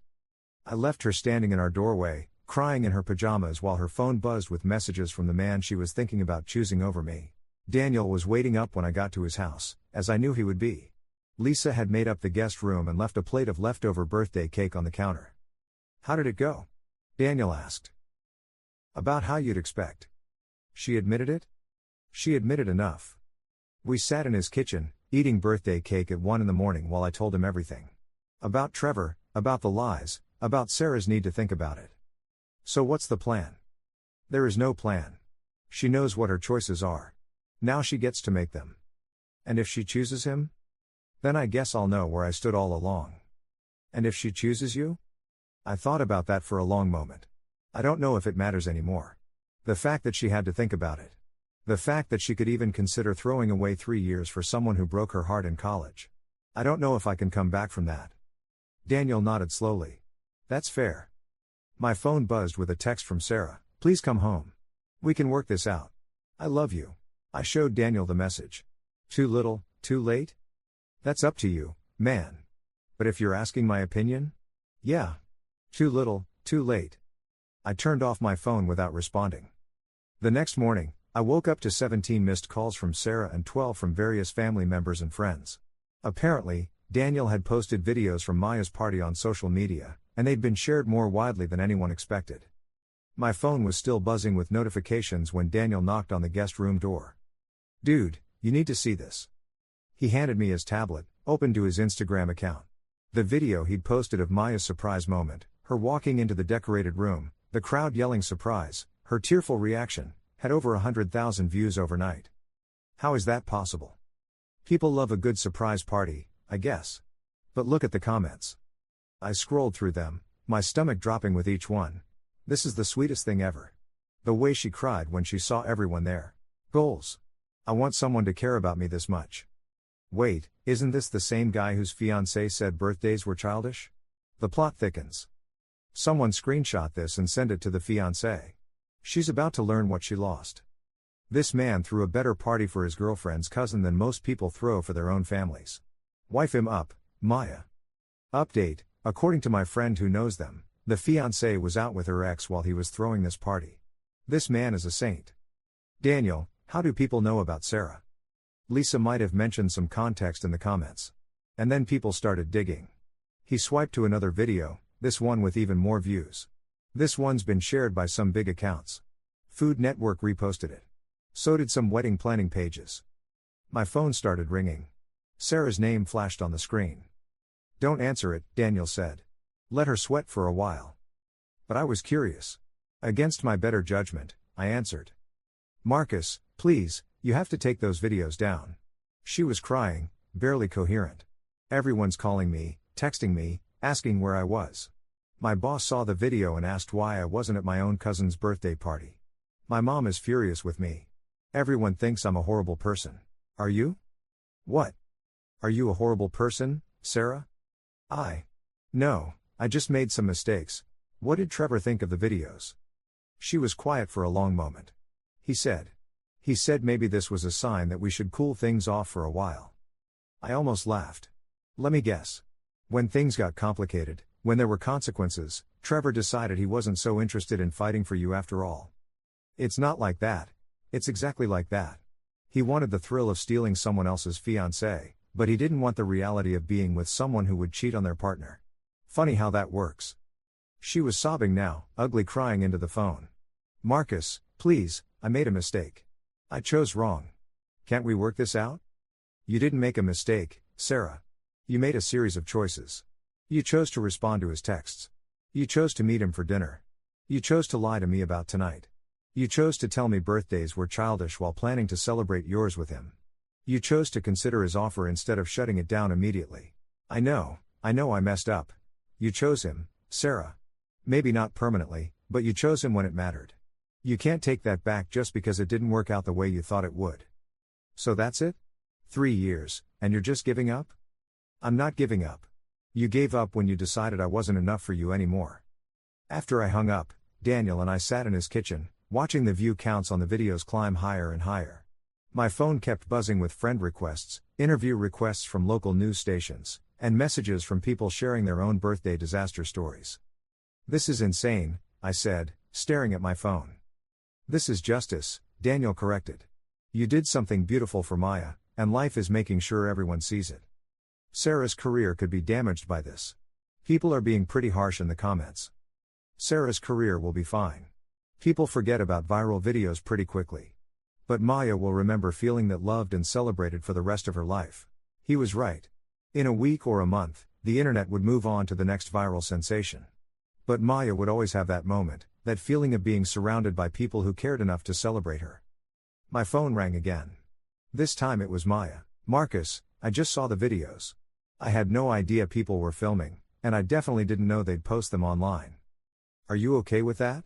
I can ask Daniel to take them down if you're uncomfortable. Are you kidding? I've watched it about 50 times already. I'm crying every time I see how happy I look. Her voice was warm, grateful. But I'm worried about you and Sarah. The comments are intense. Sarah and I have bigger problems than internet comments. I heard. I'm so sorry, Marcus. I had no idea what was happening with you two when I agreed to the party. Even if you had known, it wouldn't have changed anything. You deserve to feel celebrated, and I'm glad I could make that happen. You're a good man, Marcus Chen. Don't let anyone make you feel otherwise. After we hung up, I sat in Daniel's guest room, scrolling through the hundreds of comments and messages from strangers. Most of them were positive, celebrating the party and condemning Sarah's behavior. But a few made me pause. This is what love looks like, putting someone else's happiness ahead of your own hurt. The way he talks about birthdays being special. This man understands what relationships are supposed to be about. Sarah, if you're reading this, you lost a good one. Some people would kill to have someone care about them this much. Maybe they were right. Maybe I had been a good partner, maybe I had understood what relationships were supposed to be about, maybe Sarah had lost something valuable. But it didn't hurt any less. That evening, I drove back to the house to get more clothes and some work files. Sarah's car wasn't in the driveway, but she'd left a letter on the kitchen counter, along with her engagement ring. Marcus, I know you probably don't want to hear from me right now, but I need you to know how sorry I am. Watching those videos, seeing how beautiful Maya's party was, seeing how happy you made her. I realized what I threw away. You were right about everything. I did make choices, and they were selfish, cowardly choices. I got scared that we were becoming too comfortable, too routine, and instead of talking to you about it, I looked for excitement somewhere else. That was wrong, and it was stupid, and it cost me the best man I've ever known. I don't deserve your forgiveness, and I'm not asking for another chance. I'm asking you to remember that what we had was real, at least in the beginning. You made me feel loved and valued and important, and I threw that away because I was too proud to admit I was scared of losing it. Trevor texted me this morning to say he thinks we moved too fast, that maybe we should just be friends. You were right about him too. He wanted the thrill of the chase, not the reality of being with someone who would betray their partner for him. I'm moving back in with my sister for a while. I'll come get my things when you're not here, if that's okay. I don't want to make this any harder than it already is. I hope someday you'll find someone who appreciates what a rare and wonderful person you are. Someone who would never take your love for granted the way I did. I'm sorry I wasn't brave enough to choose you when it mattered. Sarah, I read the letter twice, sitting at the kitchen table where we'd eaten breakfast together that morning.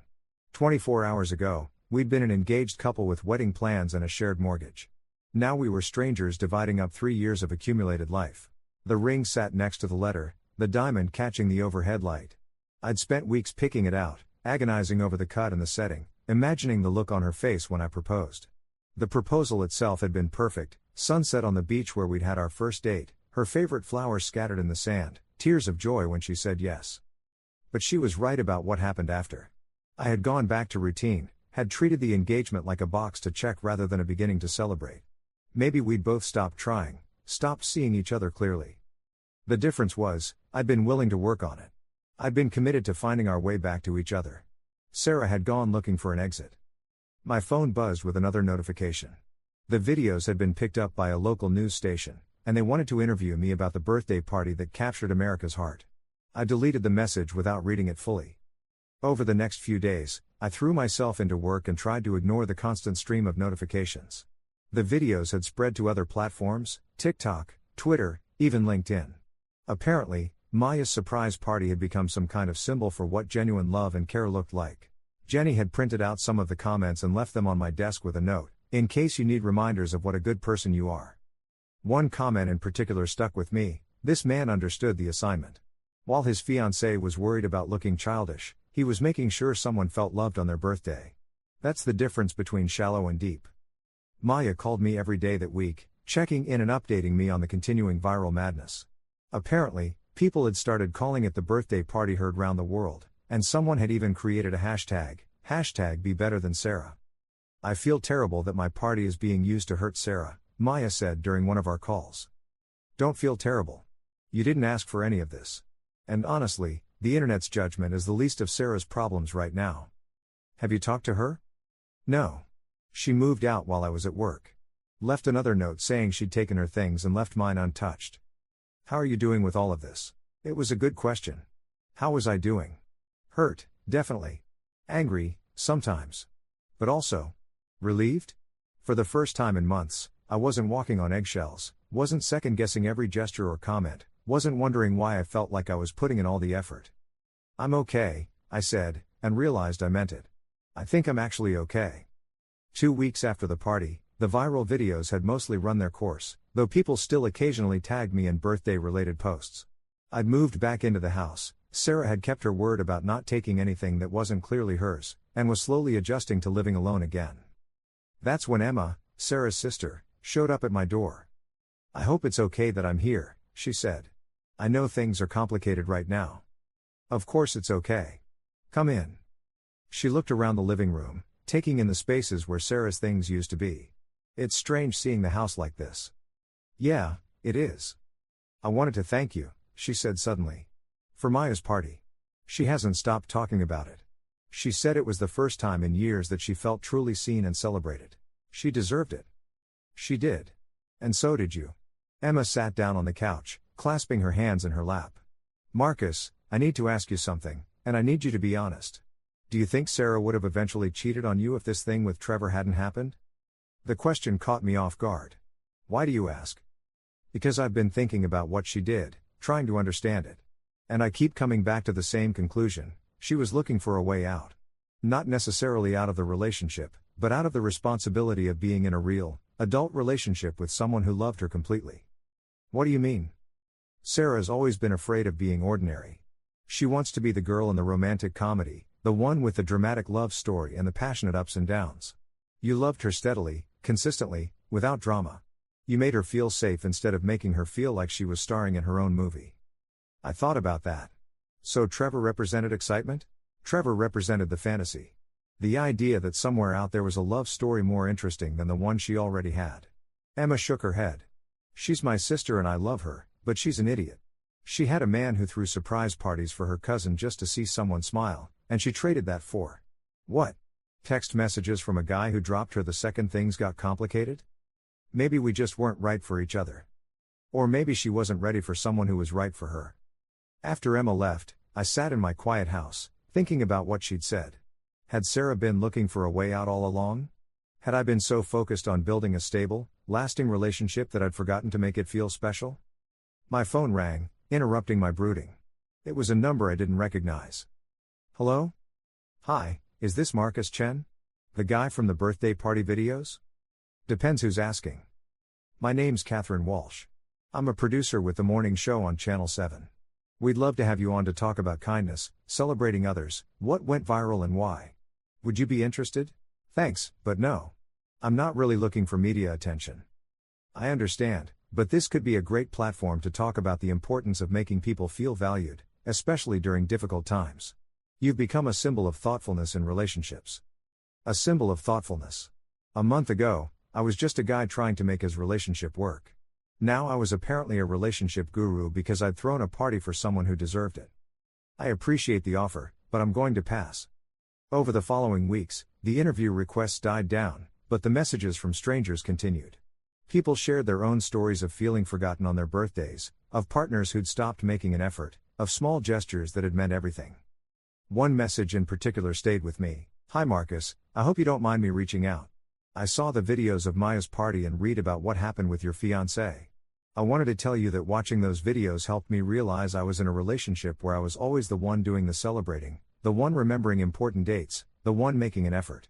My boyfriend forgot my birthday 3 months ago and laughed when I said it hurt my feelings. Said I was being too sensitive. Seeing how you celebrated Maya, seeing how much joy you took in making her feel special, showed me what I deserve. I broke up with him last week. Thank you for reminding me that I'm worth celebrating. Reading messages like that made me realize the videos had become about something bigger than my failed relationship with Sarah. They'd become about recognizing your own worth, about not settling for people who take your love for granted. 3 months after the party, I was finally starting to feel like myself again. I'd redecorated the house, started cooking again, even began dating, nothing serious, just coffee dates and casual dinners with women who seemed genuinely interested in getting to know me. That's when Sarah texted me for the first time since she'd moved out. I know I have no right to contact you, but I saw that Emma's getting married next month. I wanted to ask if you're planning to go to the wedding. I stared at the message for a long time before responding. Yes, I'll be there. Emma invited me. Would it be weird if I came? I know we'll probably run into each other anyway, but I didn't want to blindside you. It's Emma's day. Come or don't come, but don't make it about us. Of course. I miss talking to you. I miss us. I didn't respond to that. What was there to say? That I missed the woman I thought she was? That I missed the relationship I thought we'd had?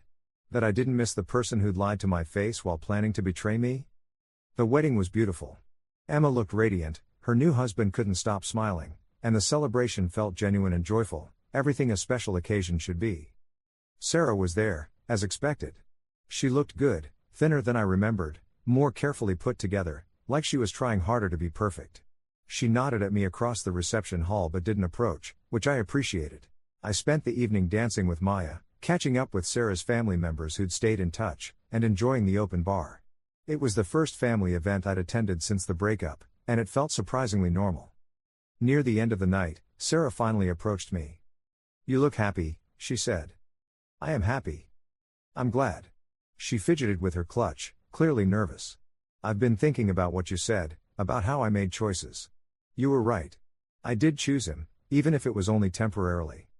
Sarah. No, let me finish. I've been in therapy since we broke up, trying to understand why I sabotaged the best relationship I'd ever had. And I think Emma was right, I was scared of being ordinary. I was so afraid of becoming a boring couple that I created drama instead of appreciating what we had. I didn't know what to say to that. Months ago, this conversation might have led somewhere. Now it just felt like too little, too late. I hope therapy helps you figure things out. It is helping. I'm learning that excitement doesn't have to come from chaos. That steady love isn't boring, it's rare. She looked at me with something that might have been regret. I threw away something rare because I was too immature to recognize its value. We both made mistakes, Sarah. No, Marcus. You made the mistake of loving someone who wasn't ready to be loved that completely. I made the mistake of not appreciating what a gift that was. As I drove home that night, I thought about forgiveness and second chances and whether love was enough to overcome betrayal. Maybe if Sarah had fought for us immediately, if she'd chosen me over Trevor without hesitation, if she'd been willing to do the work of rebuilding trust, maybe things could have been different. But she hadn't. And in the months since our breakup, I'd learned something important. I deserved someone who wouldn't need to lose me to realize my worth. I deserved someone who would celebrate me as enthusiastically as I celebrated them. I deserved someone who would choose me every day, not just when the alternative didn't work out. 6 months after Maya's birthday party, I was having dinner with a woman named Rachel whom I'd met at a bookstore. She was a teacher, Funny and kind, with an infectious laugh and a way of making everyone around her feel interesting. "So," she said over dessert, "I have a confession to make." "Oh?" "I saw the videos. Of the birthday party you threw for your ex's cousin. That's actually how I knew who you were when we met at the bookstore." My stomach dropped. "And you still agreed to go out with me? Are you kidding? A man who throws surprise parties for people who deserve them? Who understands that birthdays are important? Who values making others feel special?" She reached across the table and took my hand. "That's exactly the kind of man I want to get to know better. What if I told you my birthday's next month? Then I'd ask what kind of cake you like and start planning something special." For the first time in almost a year, I felt that familiar flutter of excitement, that sense of possibility that comes with meeting someone who might actually be worth celebrating. "Chocolate," I said. "I like chocolate cake." "Noted." She smiled, and I felt something click into place that had been missing for longer than I'd realized. Sometimes the best revenge isn't planning elaborate payback or trying to hurt the person who hurt you. Sometimes the best revenge is simply living well, loving fully, and finding someone who appreciates the effort you put into making them happy. Maya still sends me pictures from her birthday party every year on our shared birthday. In every photo, she's glowing with the kind of joy that comes from feeling truly celebrated. And every year, I remember why birthdays matter, not because they're elaborate or expensive, but because they're a chance to tell someone they're worth celebrating. Everyone deserves to feel that special, at least once a year. Everyone deserves better than Sarah. Story 3. My mother called me, sobbing about her breakup, while I was sitting in the pediatric ICU holding my 13-year-old daughter's hand after a hit and run left her fighting for her life. I whispered that I couldn't talk because we were in the hospital, but she kept crying, "He left me for a younger woman, I need you right now." After 30 minutes of her refusing to listen, I finally cried out, "My daughter might die tonight." And hung up. That was yesterday. This morning, my phone exploded with relatives calling me selfish and inconsiderate because my mother claimed I had refused to comfort her in her darkest hour. I didn't respond to any of them, I just silently did this. And what happened next was hilarious. I created a group chat. That's it. That's what I did. One simple group chat with every single family member who had called me selfish and inconsiderate over the past 12 hours. The message was short: "Hi everyone. Mom wanted me to share some news with the family." At 3:47 p.m. yesterday, while I was holding Emma's hand in the pediatric ICU after a hit-and-run accident left my 13-year-old daughter fighting for her life, Mom called me sobbing about her breakup. When I whispered that I couldn't talk because we were in the hospital, she spent 30 minutes crying about how he left me for a younger woman and how she needed me right now. After I finally had to tell her that Emma might die, she hung up on me. This morning, she told all of you that I refused to comfort her in her darkest hour. I thought you should know the full story. Emma is stable now, by the way. Thanks for asking. I hit send before I could second guess myself. My phone was silent for exactly 43 seconds. Then it exploded. But let me back up. Let me tell you how we got here, because the group chat was just the beginning of the most twisted 24 hours of my life. Yesterday started normal enough. Well, as normal as any Tuesday can be when you're a single mom juggling a full-time marketing job and a teenage daughter who thinks she's invincible. Emma had begged me to let her walk to her friend Chloe's house after school instead of taking the bus. It was only 6 blocks, she argued. She was 13, practically grown up. All the other kids walked places. I should have said no. I was in a client meeting when my phone buzzed with an unknown number. Hospital. The word hit me before the nurse even spoke. "Mrs. Davidson? This is Presbyterian Hospital. Your daughter Emma was involved in an accident. The rest was white noise. Hit and run. Unconscious. Come immediately." I don't remember driving there. I don't remember parking or running through those sliding doors. I remember the smell, though, that antiseptic cocktail of bleach and fear that hospitals specialize in. I remember the sound of my heels clicking against linoleum as a nurse led me through corridors that seemed to stretch forever. Emma looked so small in that bed. Machines surrounded her like mechanical vultures, beeping and humming and breathing for her. Her face was swollen, purple bruises blooming across her cheekbones. Her left leg was elevated, wrapped in so much gauze it looked like a white cocoon. "Severe concussion," the doctor explained, her voice gentle but clinical. "Internal bleeding that we've managed to stop." Multiple fractures in her left leg. She's stable, but the next 24 hours are critical. I pulled a chair close to Emma's bed and took her hand. Her fingers were cold, so cold I had to resist the urge to rub them warm. The machines kept their relentless chorus, and I found myself matching my breathing to the ventilator's rhythm. That's when Mom called. The ringtone cut through the ICU like a fire alarm. I fumbled for the phone, not wanting to disturb the sacred quiet of this place where my daughter was fighting to stay alive. "Hello?" I whispered. "Sarah." Mom's voice was thick with tears, loud enough that I had to hold the phone away from my ear. "Sarah, honey, I need you." "He's gone. Brad's gone. He packed his things this morning and—" "Mom," I interrupted softly, glancing around at the other families maintaining their vigils. "Mom, I can't really talk right now. We're in the hospital. He left me for that secretary at his office. 22 years old, Sarah. 22. Can you believe it? After everything I've done for him, after I supported him through his ridiculous midlife crisis phase with the motorcycle and the— Mom, please, I can't be alone right now. I need my daughter. You have to come over. I made that chocolate cake you like, and we can watch those old movies and you can help me figure out what I did wrong." Was it my hair? He said something about my hair last month, and maybe I should have listened. My free hand tightened around Emma's fingers. "Mom, I'm in the pediatric ICU. Emma was hit by a car. I really can't." "Oh, that's terrible, honey, but she's fine, right? Kids bounce back so quickly. Remember when she fell off her bike last summer? She was fine the next day. But this is different, Sarah. This is my whole life falling apart. 23 years of marriage, gone. Just gone." I stared at my daughter's bruised face, at the tubes helping her breathe, at the monitors tracking every fragile heartbeat. "She's not fine, Mom. She's unconscious. The doctors don't know. You don't understand what I'm going through." Mom's voice pitched higher. "I gave that man the best years of my life. I cooked his meals, I ironed his shirts, I pretended to enjoy his stupid golf stories. And for what? So he could run off with some girl who wasn't even born when we got married?" Other families were starting to stare. A nurse at the station looked up from her charts. "Mom, I need to go. I'll call you later when—" "No. Don't you dare hang up on me. I raised you better than that. When your mother needs you, you drop everything. That's what family does." The irony was so sharp it could have cut glass.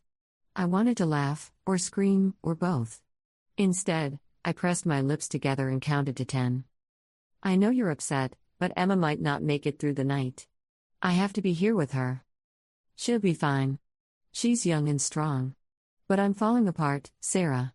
Literally falling apart. I haven't eaten anything since this morning. I can't stop crying. I need you to come over and help me make sense of this. Help me figure out what to do next." For 30 minutes, she cycled through the same complaints. Brad was terrible. Brad was wonderful. She should have seen the signs. There were no signs. She was too old to start over.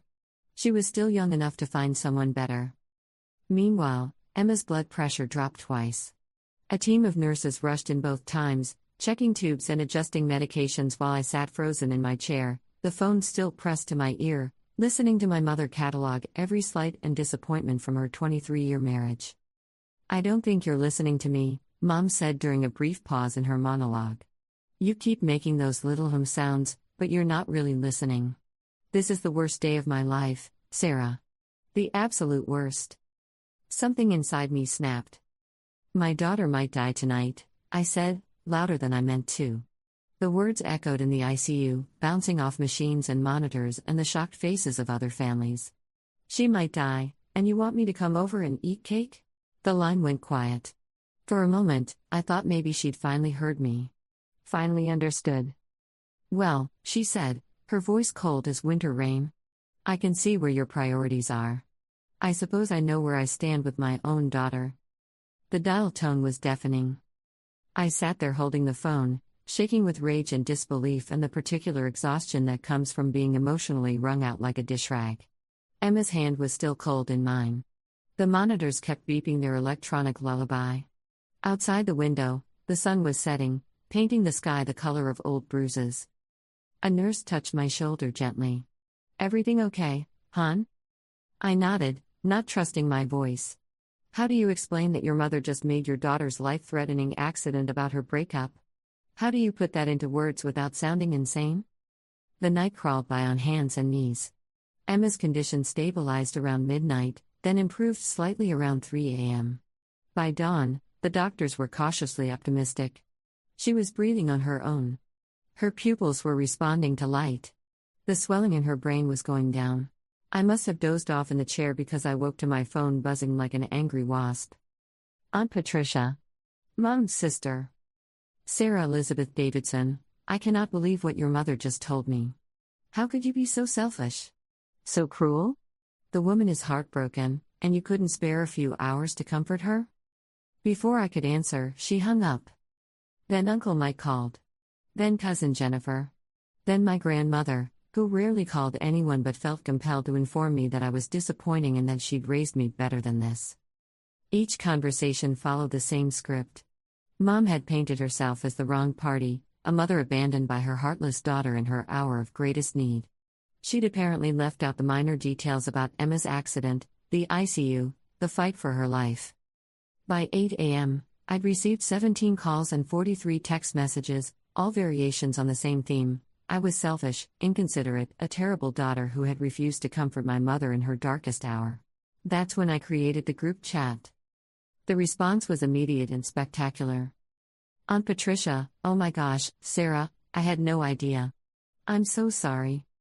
Uncle Mike, wait, Emma was in the ICU? Why didn't anyone tell us? Cousin Jennifer, I feel terrible. How is she now? Grandma, your mother said you were just busy with work. She didn't mention Emma was hurt. And then, the coup de grace. Mom herself joined the chat. Mom, I think there's been some confusion. I never said Sarah was at work. I said she was busy. Me, busy holding our daughter's hand while she fought for her life? Mom, well, you didn't have to be so dramatic about it. The chat exploded. 17 family members suddenly had a lot to say about being dramatic when your child is in the ICU. But Mom wasn't done. Oh no. She had one more card to play. Mom, Sarah has always been prone to exaggeration. Emma probably just had a little bump on the head, and she's making it sound like she was dying. That's when I took the screenshot. Emma's medical chart was visible on the bedside tablet, listing her injuries in stark medical terminology. Traumatic brain injury. Internal hemorrhaging. Multiple fractures. Critical condition. I posted it to the group chat without comment. The silence stretched for a full minute. Then Aunt Patricia started typing. Aunt Patricia, oh my gosh, Linda. What is wrong with you? Uncle Mike, this is sick. Even for you, this is sick. The family turned on Mom with the same swift brutality they turned on me. 24 hours of pent-up frustration and misdirected anger found a new target, and Mom was woefully unprepared for the onslaught. She tried to backpedal. She tried to play victim again. She tried to claim she'd been confused and emotional and hadn't meant to minimize Emma's injuries.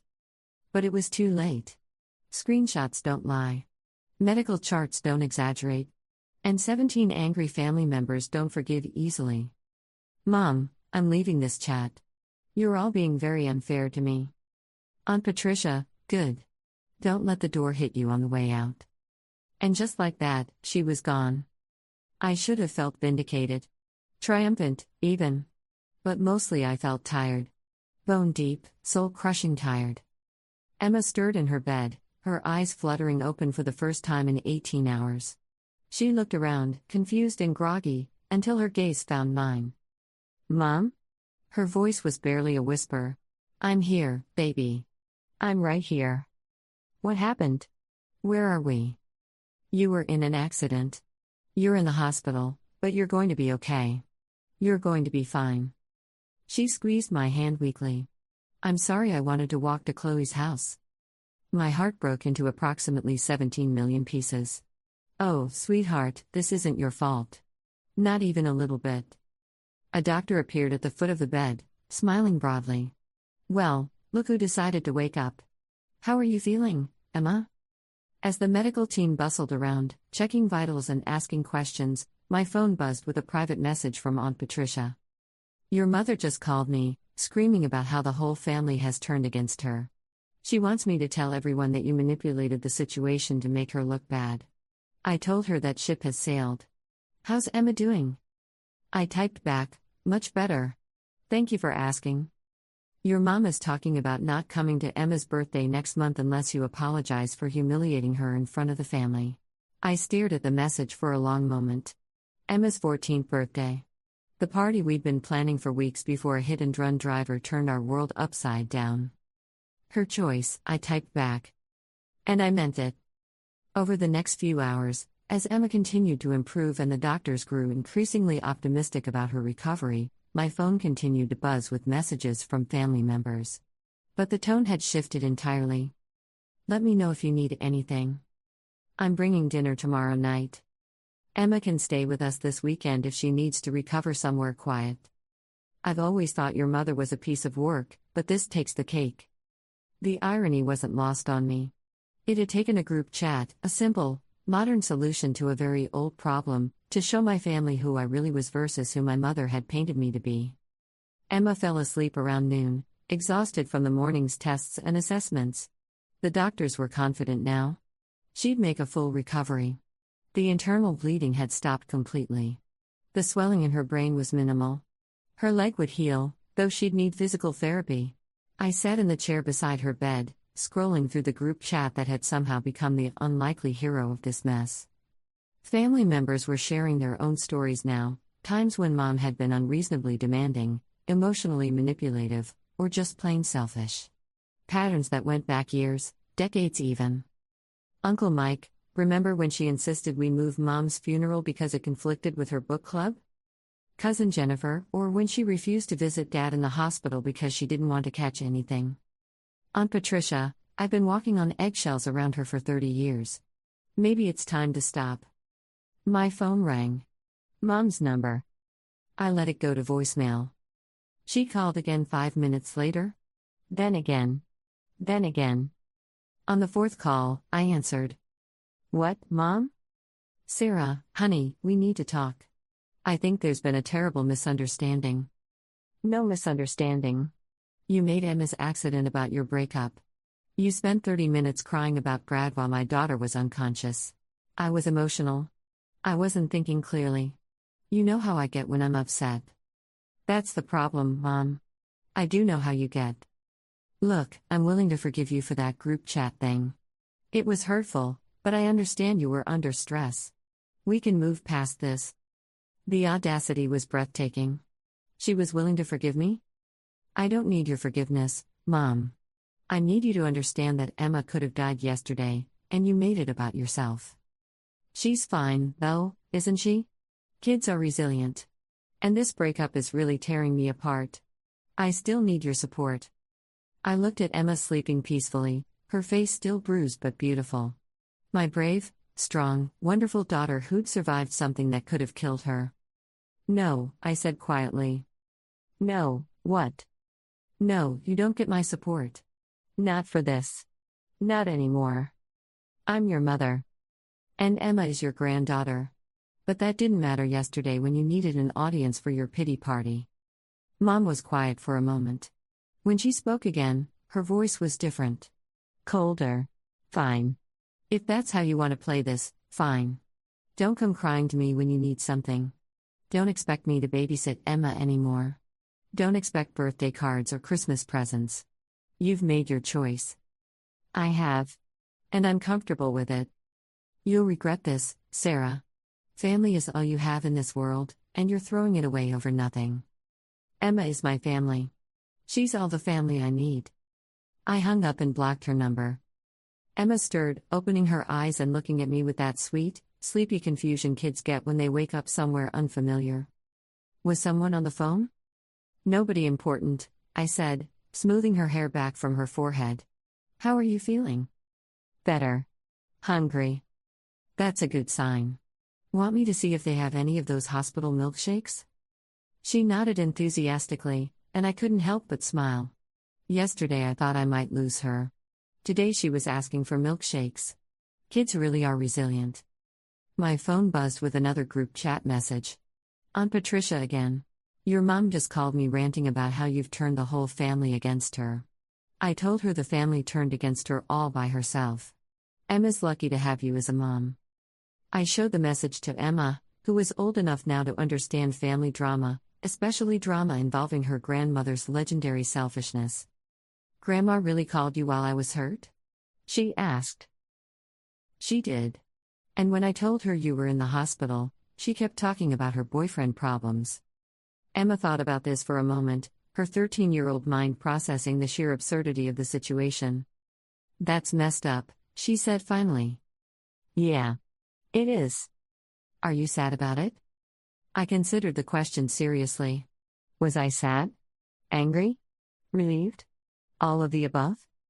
I'm sad that she can't be the grandmother you deserve, I said. But I'm not sad that we don't have to deal with her drama anymore. Emma nodded wisely. She always made everything about herself anyway. Out of the mouths of babes. The nurse came by with the promised milkshake, strawberry, Emma's favorite, and we spent the afternoon watching terrible daytime television and rating the various doctors on their bedside manner. Emma gave Dr. Patterson a perfect 10 for his dinosaur tie, while Dr. Kim lost points for using too many big words. Around dinner time, Uncle Mike showed up with flowers and a card signed by half the family. Then Cousin Jennifer arrived with a stuffed animal. Then Aunt Patricia with homemade cookies. Where's Grandma? Emma asked during a brief lull in visitors. She's dealing with her own problems right now, I said diplomatically. You mean she's being selfish and dramatic? Sometimes 13-year-olds see things more clearly than adults. Something like that. Emma shrugged and went back to her cookies. If she was bothered by her grandmother's absence, she didn't show it. Maybe kids really do adapt better than we think. That evening, after the visitors had gone and Emma was sleeping peacefully, I sat in the darkened room scrolling through the group chat that had become the unlikely catalyst for the most dramatic family shakeup in decades. The conversation had evolved throughout the day. What started as my desperate attempt to set the record straight had become a family-wide discussion about boundaries, emotional manipulation, and the difference between supporting someone and enabling their worst behaviors. Aunt Patricia had shared a story about Mom demanding she cancel her own anniversary dinner to come over and listen to her complain about a neighbor's loud music. Uncle Mike talked about the time Mom threw a tantrum at his wedding because she didn't like where she was seated. Cousin Jennifer revealed that Mom had once hung up on her when she called to announce her pregnancy because Mom was having a bad hair day. Pattern after pattern after pattern. And somehow, it had taken a group chat to make us all see what we'd been individually enduring for years. My phone buzzed with a text from an unknown number. This is Brad. Your mom gave me your number. I wanted you to know that I'm not dating a 22-year-old secretary. I'm dating Susan from accounting, who is 47 and divorced with 2 kids. Your mom has been telling people I left her for a young girl because it sounds more dramatic. I left because she's exhausting and selfish and I couldn't take another day of walking on eggshells. Thought you should know the truth. I stared at the message for a long moment, then screenshotted and posted it to the group chat with a simple caption, plot twist. The response was immediate and unanimous, variations of I can't even and this woman has no limits and poor Brad. Good for him. Emma woke up around midnight, confused about where she was until she saw me in the chair beside her bed. Mom? Why are you still here? Where else would I be? She smiled sleepily. Grandma would have gone home by now. Well, I'm not Grandma. Good. I like you better anyway. She fell back asleep holding my hand, and I sat there in the dark thinking about family and loyalty and the difference between the two. About how sometimes the people who share your blood are the ones who hurt you most. About how sometimes a group chat can be more powerful than years of therapy. The next morning brought discharge papers and a long list of follow-up appointments. Emma's recovery would take weeks, but she was going to be fine. Better than fine. As we prepared to leave the hospital, my phone buzzed with one final message from Mom. She'd somehow gotten around the block. I hope you're happy. You've turned my whole family against me. I suppose this is what I get for sacrificing everything for my daughter's happiness. Enjoy your life without me in it. I showed the message to Emma, who rolled her eyes with the practiced disdain of a teenager. She's still making it about herself, she observed. Old habits, I agreed. I deleted the message without responding and helped Emma into the wheelchair for the ride to the parking garage. As we rolled through the hospital corridors, past the rooms where other families were keeping their own vigils, I thought about the strange turn my life had taken in the past 48 hours. I'd almost lost my daughter. I'd definitely lost my mother, though maybe that wasn't really a loss at all. I'd gained something more valuable: clarity. The crystal clear understanding that some relationships aren't worth preserving just because they're labeled family. The group chat was still active, family members checking in on Emma and sharing their own stories of liberation from mom's emotional tyranny. Uncle Mike was planning a family barbecue, the first one in years that wouldn't revolve around managing mom's moods. Aunt Patricia was talking about therapy. Cousin Jennifer was considering whether to invite mom to her upcoming wedding. "Are you okay?" Emma asked as I helped her into the car. "You look sad." "Not sad," I said, buckling her seatbelt. "Just thinking." "About Grandma?" "About how sometimes the best thing you can do for someone is to stop enabling their worst behavior. Even if that someone is your mother." Emma considered this with the seriousness she applied to all philosophical discussions. "Do you think she'll ever apologize?" "Honestly? No. I don't think she's capable of seeing past her own needs long enough to understand how her behavior affects other people." "That's sad." "It is. But it's not our responsibility to fix her." We drove home in comfortable silence, Emma dozing against the window while I processed the earthquake that had shifted the landscape of our family forever. By the time we pulled into our driveway, I'd come to a surprising realization. I felt lighter. Like I'd been carrying a weight I hadn't even known was there, and suddenly it was gone. The group chat pinged with another message as I helped Emma into the house. "Aunt Patricia, just wanted to say thank you, Sarah. I didn't realize how much of my energy was going toward managing your mother's emotions. It feels good to be free of that." Uncle Mike, same here. It's like we've all been in an abusive relationship without realizing it. Cousin Jennifer, I told my therapist about the group chat situation. She said it sounds like we've all been enabling a narcissist. Apparently, this kind of family-wide awakening happens more often than you'd think. I typed back, "Well, here's to new beginnings." Emma settled on the couch with her leg elevated and a stack of movies to keep her entertained during recovery. I made us both lunch and sat down beside her, finally allowing myself to relax for the first time in 3 days. "Mom?" Emma said during a commercial break. "Yeah?" "I'm proud of you for standing up to Grandma." The simple words hit me harder than any angry tirade or emotional manipulation ever could. My daughter was proud of me. For protecting her, for protecting myself, for finally drawing a line in the sand. "I'm proud of you too," I said. "For being so brave in the hospital. For being understanding about all this family drama. It's not really drama if one person is just being terrible and everyone else is finally noticing, right? Sometimes 13-year-olds are wiser than their parents give them credit for." That evening, as Emma slept peacefully in her own bed for the first time in days, I sat at my kitchen table with a cup of tea and reflected on the strangest 2 days of my life. A hit-and-run accident had nearly killed my daughter. My mother had made it about herself. A group chat had exposed years of family dysfunction. And somehow, through it all, I found something I didn't even know I was looking for: peace. The group chat was quieter now, family members returning to their normal lives with a new understanding of the dynamics that had shaped their relationships for decades. But the change was permanent. There was no going back to walking on eggshells around mom's volatile emotions. No more sacrificing our own well-being to manage her endless need for attention and validation. Emma would recover completely. The family would move forward without the constant drama. And I would continue to be the mother my daughter deserved, one who put her child's needs before anyone else's feelings, even my own mother's. My phone buzzed with a final message in the group chat. "Aunt Patricia, you know what the funniest part of all this is?" "Me, what?" "Aunt Patricia, your mom always said she wanted to bring the family closer together. Turns out she was right. Just not in the way she expected." I laughed out loud at that, the first real laugh I'd had since this whole mess started. But the story wasn't over. It never is with people like my mother. 3 days later, Emma was sitting up in bed working on homework she'd missed when my doorbell rang. I looked through the peephole and my stomach dropped. Mom stood on my front porch holding a massive bouquet of flowers and what appeared to be a casserole dish. She was wearing her contrite mother outfit, the navy blue dress she always pulled out when she needed to look respectable and apologetic. Her hair was freshly styled, her makeup carefully applied to hide any evidence of the crying she'd probably been doing since the group chat incident. I considered not answering. I could pretend I wasn't home, let her stand there until she gave up and left. But Emma had heard the doorbell too, and she was already calling down the stairs. "Mom, who is it?" I couldn't lie to my daughter. Not after everything we'd been through. "It's Grandma," I called back. "Oh." A pause. "Do you want me to come down?" Smart kid.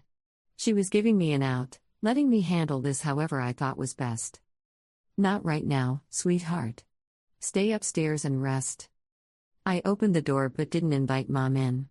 She stood there for a moment, flowers wilting slightly in the afternoon heat, and I could see her trying to read my expression. "Hello, Sarah. You look tired. I wonder why." She shifted the casserole dish to one arm and held out the flowers with the other. "These are for Emma. I wanted to see how she's doing." "She's fine. No thanks to you." Mom's carefully constructed composure cracked slightly. "Sarah, please. I know I made some mistakes." "Mistakes?" The word came out sharper than I intended. "Mom, Emma almost died, and you spent 30 minutes crying about your boyfriend while she was unconscious. That's not a mistake. That's who you are." I was in shock. I wasn't thinking clearly. When you told me about the accident, I couldn't process it. My brain shut down and all I could think about was my own problems. It was almost believable. Almost. If I hadn't lived with her patterns for 34 years, I might have bought it. "And the part where you told everyone I was at work? Where you made me sound like a heartless daughter who wouldn't comfort her mother. Was that shock too?" Mom's jaw tightened. There it was, the flash of anger that always appeared when she was caught in a lie. I may have simplified the situation when I talked to the family. I was upset. "You lied. You deliberately painted me as the villain because you couldn't stand the idea that anyone might think you were wrong. That's not." She stopped, looked around as if she'd just noticed we were having this conversation on my front porch where the neighbors could hear. "Can we please do this inside? People are staring." "No." The single word hung between us like a challenge. Mom blinked, clearly not expecting such a direct refusal. "No? You're not welcome in my house right now. If you want to apologize, you can do it right here." Mom's face flushed. She hated being denied control of a situation, hated having conditions placed on her forgiveness tours. "Fine. I'm sorry. I'm sorry I called you when Emma was hurt. I'm sorry I didn't realize how serious it was. I'm sorry I misrepresented the situation to the family." There. Are you happy? It was possibly the worst apology I'd ever heard. No acknowledgement of how her behavior had affected Emma and me. No recognition of the pattern. Just a perfunctory list of regrets designed to get her back in my good graces as quickly as possible. "Mom, do you understand why I'm angry? Because I called it a bad time?" I stared at her, genuinely amazed. After everything, the group chat, the family uprising, the multiple phone calls from relatives telling her exactly how selfish she'd been, she still didn't get it. "Because you made Emma's trauma about yourself. Because when I needed support, you demanded that I support you instead. Because you lied to the family to make yourself look like the victim." Mom shifted uncomfortably, the casserole dish growing heavy in her arms. "I didn't mean to." "Yes, you did. You meant every bit of it. This is what you do, Mom. You take every situation and twist it until you're the center of attention, the one who needs the most care and sympathy." "That's not true. When Dad had his heart attack, you spent the entire time in the hospital waiting room complaining about how the stress was affecting your blood pressure. When Emma was born, you cried through the entire visit because nobody was paying attention to you. When I got divorced, you made it about how embarrassing it was for you to have a daughter who couldn't keep a marriage together." With each example, Mom's face grew paler. These weren't accusations she could deny, they were witnessed by multiple family members who were probably comparing notes in the group chat right now. "I was trying to be supportive? By making everything about yourself? That's not support, Mom. That's emotional vampirism." The words came out harsher than I intended, but I didn't take them back. Sometimes the truth requires sharp edges. Mom's carefully applied makeup was starting to run despite her best efforts not to cry. I can't believe you're being so cruel to me. After everything I've done for you, this is how you treat me? There it was. The manipulation. The guilt trip. The inevitable pivot to making herself the victim of this conversation. What exactly have you done for me, Mom? Besides make every crisis in my life somehow about your feelings? I raised you. I sacrificed everything for you. You chose to have a child. That's not a sacrifice I owe you for. That's basic parenting. Emma's voice drifted down from upstairs. Mom? Is everything okay? I looked up toward her room, then back at my mother standing on my porch with her peace offering flowers and her shallow apology. Everything's fine, sweetheart.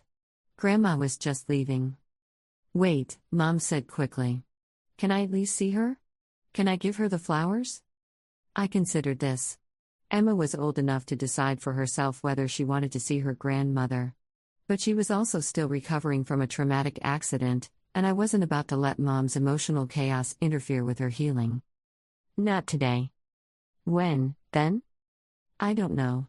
Maybe when you can visit without making it about your feelings. Maybe when you can sit with a 13-year-old who almost died and actually focus on her instead of yourself. Mom's composure finally cracked completely. The tears she'd been fighting spilled over, carrying mascara down her cheeks in dark streams. You're punishing me for being human. For having emotions. For needing my daughter when my life was falling apart. I'm protecting my daughter from someone who sees her near-death experience as a minor inconvenience to your emotional needs. That's not fair. Neither is calling someone in the ICU to talk about your relationship problems. We stood there in silence for a moment, the flowers drooping further in the heat. A neighbor walked by with their dog, glancing over with curious eyes before quickly looking away. I brought tuna casserole, Mom said finally, as if this offering might somehow bridge the canyon between us. Emma's favorite. Emma's favorite is chicken and rice casserole. She's been allergic to tuna since she was 6. Mom's face went blank. She genuinely didn't remember. 13 years of birthday parties and family dinners, and she couldn't remember what her granddaughter was allergic to. Oh. I thought. You don't pay attention, Mom. You never have. You're so wrapped up in your own world that you don't actually see the people around you. That's not true. I love Emma. I love you. I believe you think you do. But love isn't just a feeling. It's a choice you make every day to put someone else's needs ahead of your own when it matters. And you've never been able to do that. Mom clutched the casserole dish tighter, as if holding onto it might keep her from falling apart entirely. So what happens now? You just cut me out of your lives? You take away my granddaughter because I made one mistake? It wasn't one mistake, Mom. It was 34 years of mistakes. Of making everything about yourself. Of emotional manipulation and guilt trips and demands for attention at the worst possible times. Everyone makes mistakes. Not everyone calls their daughter during a family crisis and makes it about their dating life. Not everyone lies to the entire family to make themselves look like a victim. Not everyone shows up with the wrong food because they don't pay enough attention to remember their granddaughter's allergies. Each point hit home. I could see Mom processing the implications, finally starting to understand the scope of the problem. I can change, she said quietly. Can you? Because this conversation has gone on for 20 minutes, and you still haven't asked how Emma is doing. You haven't asked about her injuries or her recovery or whether she's scared or in pain. You've only talked about yourself and how this situation affects you. Mom opened her mouth, then closed it. The realization was dawning on her face like a slow sunrise. How? How is Emma doing? But it was too late. The question was prompted, not genuine. A response to being called out rather than natural concern for her granddaughter. She's doing better. But she didn't ask for you, Mom. She didn't wonder where you were or why you weren't visiting. At 13, she already understands what kind of person you are. That hit harder than anything else I could have said. Mom actually stepped backward, as if the words had physical weight. She said that? She didn't need to. She's lived it. She's watched you make her birthday parties about your drama with Dad. She's seen you turn her school plays into performances about how proud you are, how much credit you deserve for her talents. She's smart enough to know the difference between a grandmother who loves her and a grandmother who loves the idea of her. The flowers slipped from Mom's grasp, hitting the porch with a soft thud. Pink petals scattered across the welcome mat. "I don't know how to be different," she whispered. It was the first honest thing she'd said since arriving. "I know. And that's why we can't do this anymore." "So this is it? You're really going to shut me out?" "I'm going to protect my daughter from someone who can't love her without making it about themselves. I'm going to stop enabling behavior that's harmful to both of us." Mom bent down slowly to retrieve the flowers, her movements stiff and mechanical. When she straightened up, her face was streaked with tears and ruined makeup. "The family won't understand. They'll think you're being too harsh." I almost laughed. "Mom, the family is the one who told me I should have done this years ago. They've been dealing with your behavior too.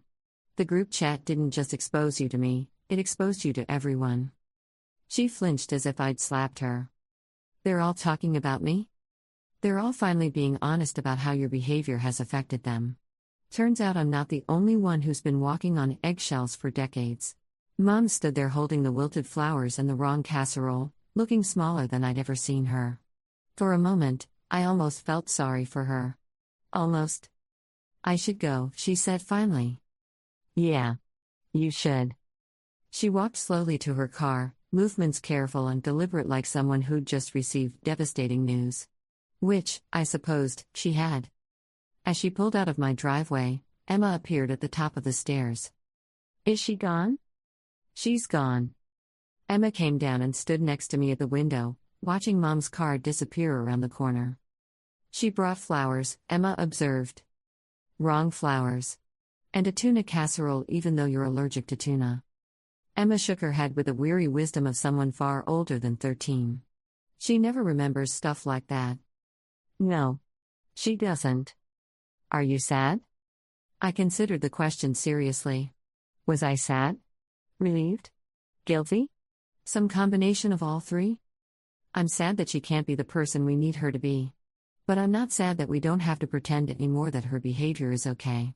Emma leaned against me, careful of her still healing ribs.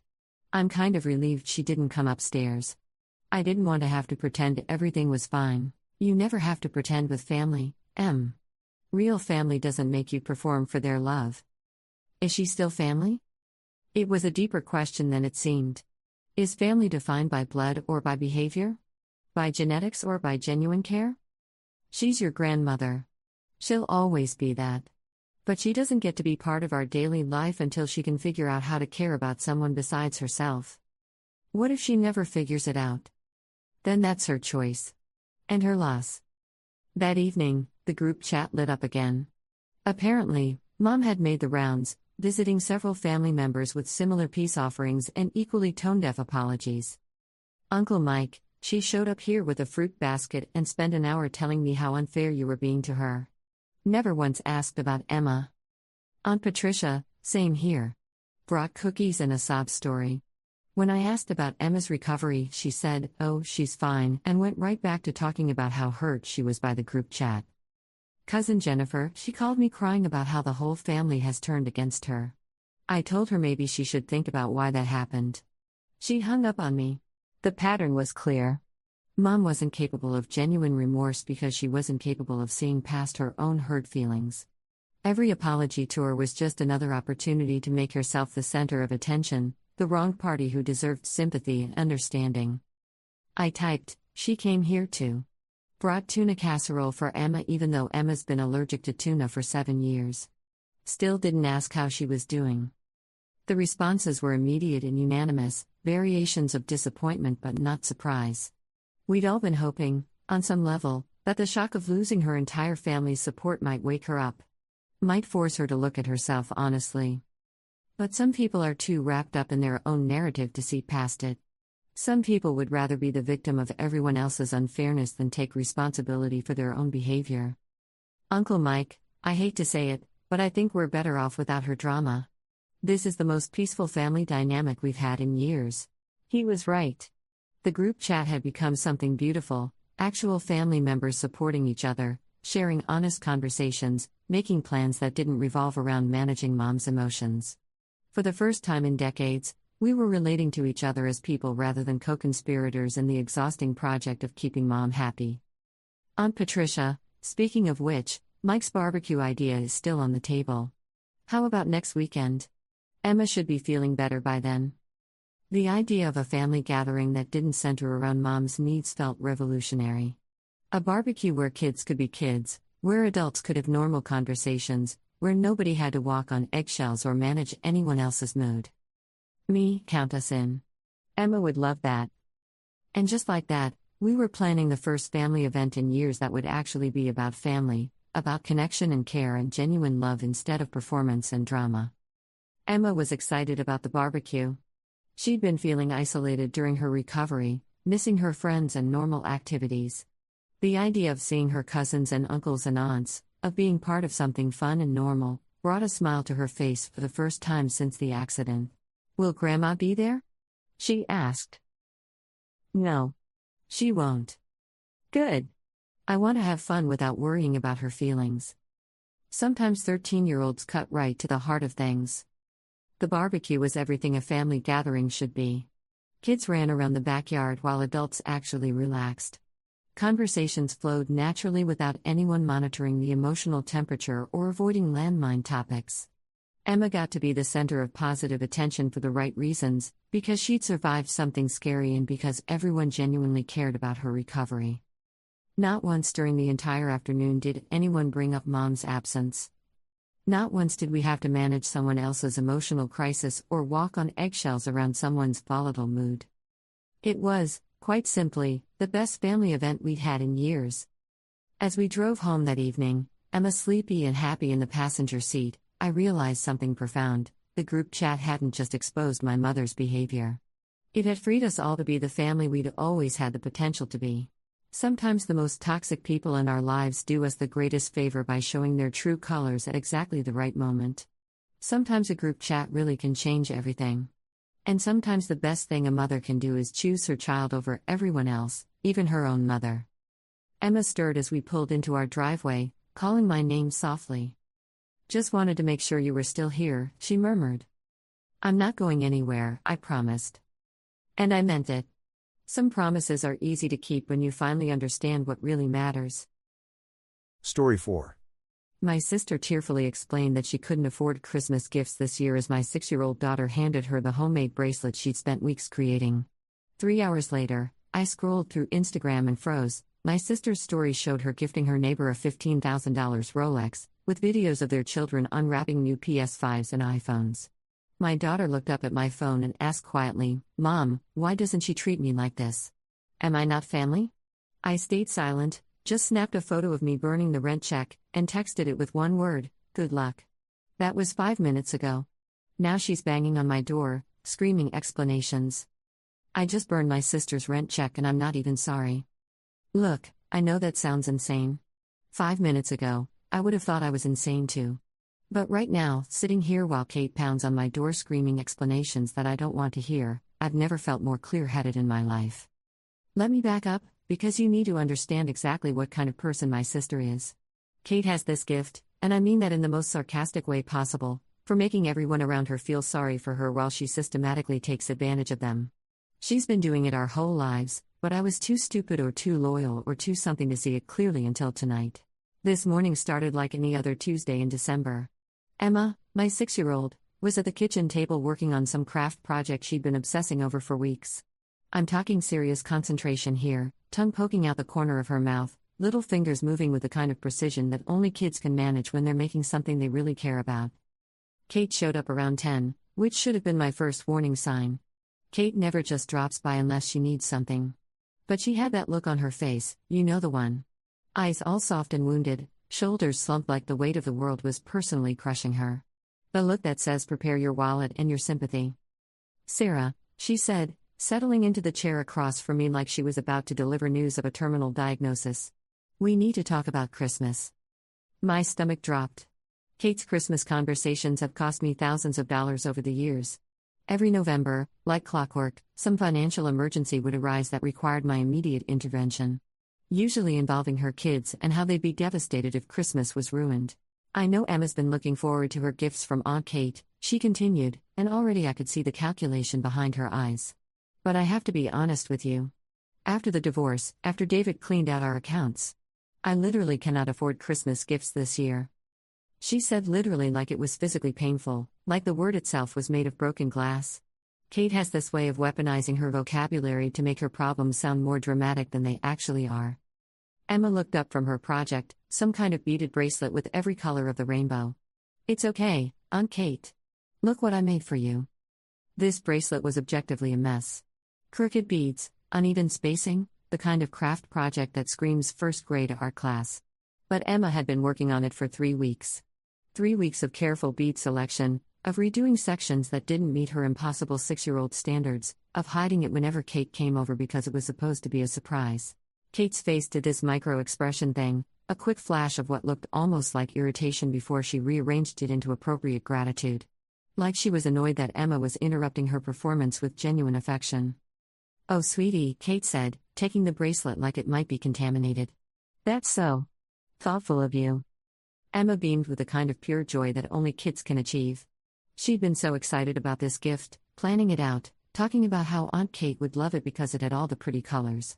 She practically bounced in her chair as Kate slipped it onto her wrist. I should have seen it then.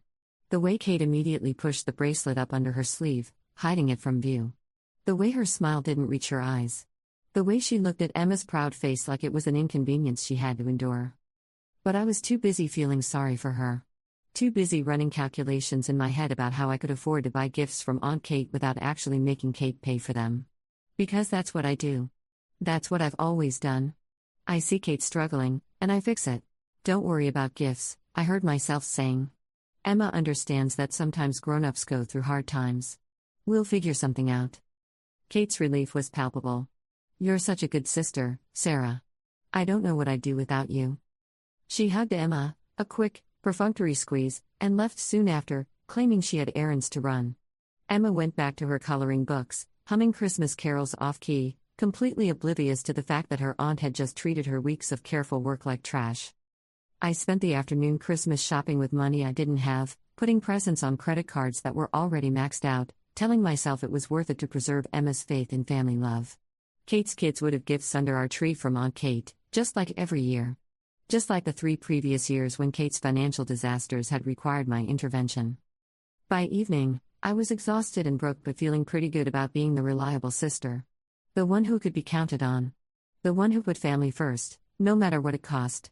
Emma was in her room playing with her dolls, and I was on the couch scrolling through Instagram while dinner heated up.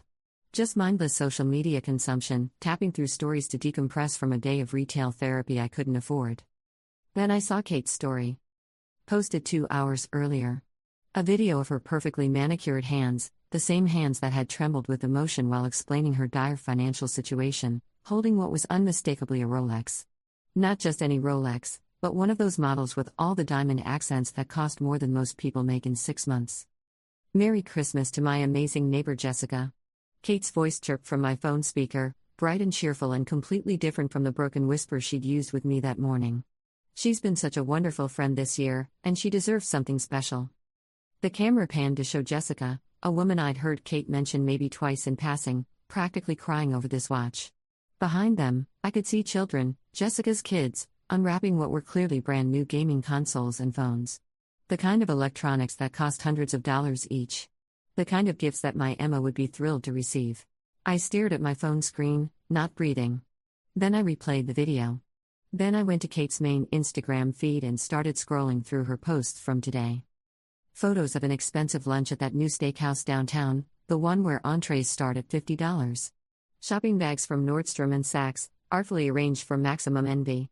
Kate's kids showing off new designer clothes, grinning at the camera like they'd won the lottery. Every post was tagged with locations and timestamps. All from today. All from after her tearful confession about being too broke for Christmas. My hands started shaking. Emma wandered into the living room, probably drawn by the sound of her aunt's voice coming from my phone. Is that Aunt Kate, Mommy? I almost lied. Almost closed the app and pretended I hadn't seen what I'd seen. But Emma was already looking at the screen, her little face scrunched up in the kind of confusion that breaks your heart. Mom, why does Aunt Kate have pretty presents for those kids? She asked, pointing at Jessica's children on the screen. I thought she said she couldn't afford Christmas. Out of the mouths of babes. I don't know, sweetheart, I managed to say, and my voice sounded strange and hoarse. Emma studied the screen for another long moment, watching the video of Kate presenting that ridiculously expensive watch like she was some kind of benevolent Lady Bountiful. Then she looked up at me with those big brown eyes that see everything and understand more than they should. Mom, why doesn't she treat me like this? Am I not family? That question hit me like a physical blow to the chest. Because that was exactly it, wasn't it? Emma was family. Emma was the little girl who spent 3 weeks making a bracelet with her tiny fingers, who asked about Aunt Kate every time we drove past her neighborhood, who drew pictures of the two of them together and stuck them on our refrigerator with rainbow magnets. Emma was the one who should have been getting the expensive gifts and the social media celebrations. Emma was the one who deserved to be treated like she mattered. Instead, Kate had looked my daughter in the eye this morning and lied to her. Lied about being broke while she had enough money to drop thousands on virtual strangers. Dismissed Emma's handmade gift like it was garbage, then went out and played Lady Bountiful to people who meant nothing to her. I stayed silent for too long, watching my daughter's face as the reality of Kate's rejection sank in. Emma's not stupid. She could see the difference between how Kate treated her and how she treated Jessica's kids. She could feel the inequality, even if she couldn't articulate it. That's when I made the decision. Maybe it was stupid. Maybe it was petty. But in that moment, watching my 6-year-old daughter grapple with the realization that her aunt didn't value her, I felt something I'd never felt before when it came to Kate. Pure, righteous anger. I went to my purse and pulled out Kate's rent check. $800 that I'd written her last week when she called sobbing about eviction notices. $800 I couldn't afford to lose, handed over because family helps family and the kids need stability. $800 that she'd accepted while already planning to spend thousands on strangers. I held up the check and took a photo of myself lighting it with the kitchen lighter. The paper caught quickly, curling and blackening at the edges. $800 of my financial security went up in smoke, and I watched every second of it burn. Then I texted the photo to Kate with one word: good luck. I turned off my phone and tried to pretend my hands weren't shaking. That was 5 minutes ago. Now Kate's outside my door, banging and screaming like someone's trying to murder her, and I'm sitting here trying to process what I just did. Sarah, open this door right now. You don't understand what you're doing. Emma has disappeared into her room. I can hear her in there, probably scared by all the yelling and chaos. This is exactly what I wanted to avoid, drama affecting my daughter. But I'm so angry I can barely think straight. I can explain everything. Kate's voice is muffled but frantic through the door. That watch, it's not what it looks like. Jessica paid me back for something. She owed me money. Even now, caught red-handed, Kate's first instinct is to lie. To craft some elaborate story that makes her the victim instead of the villain. It's almost impressive, the speed with which she can invent explanations for her behavior. The banging gets louder, more desperate. You can't just destroy my rent check. I need that money. My children need a place to live. Your children. Not our family. Not Emma, who's also a child who needs stability. Your children are the only ones who matter. I think about Emma's question again, am I not family? And I realize that to Kate, Emma isn't family in the way that counts. Emma is just collateral damage from my misplaced loyalty. A convenient source of guilt trips and emotional manipulation, but not someone worth actual investment. Sarah, please. I'll make it up to Emma. I'll get her better gifts.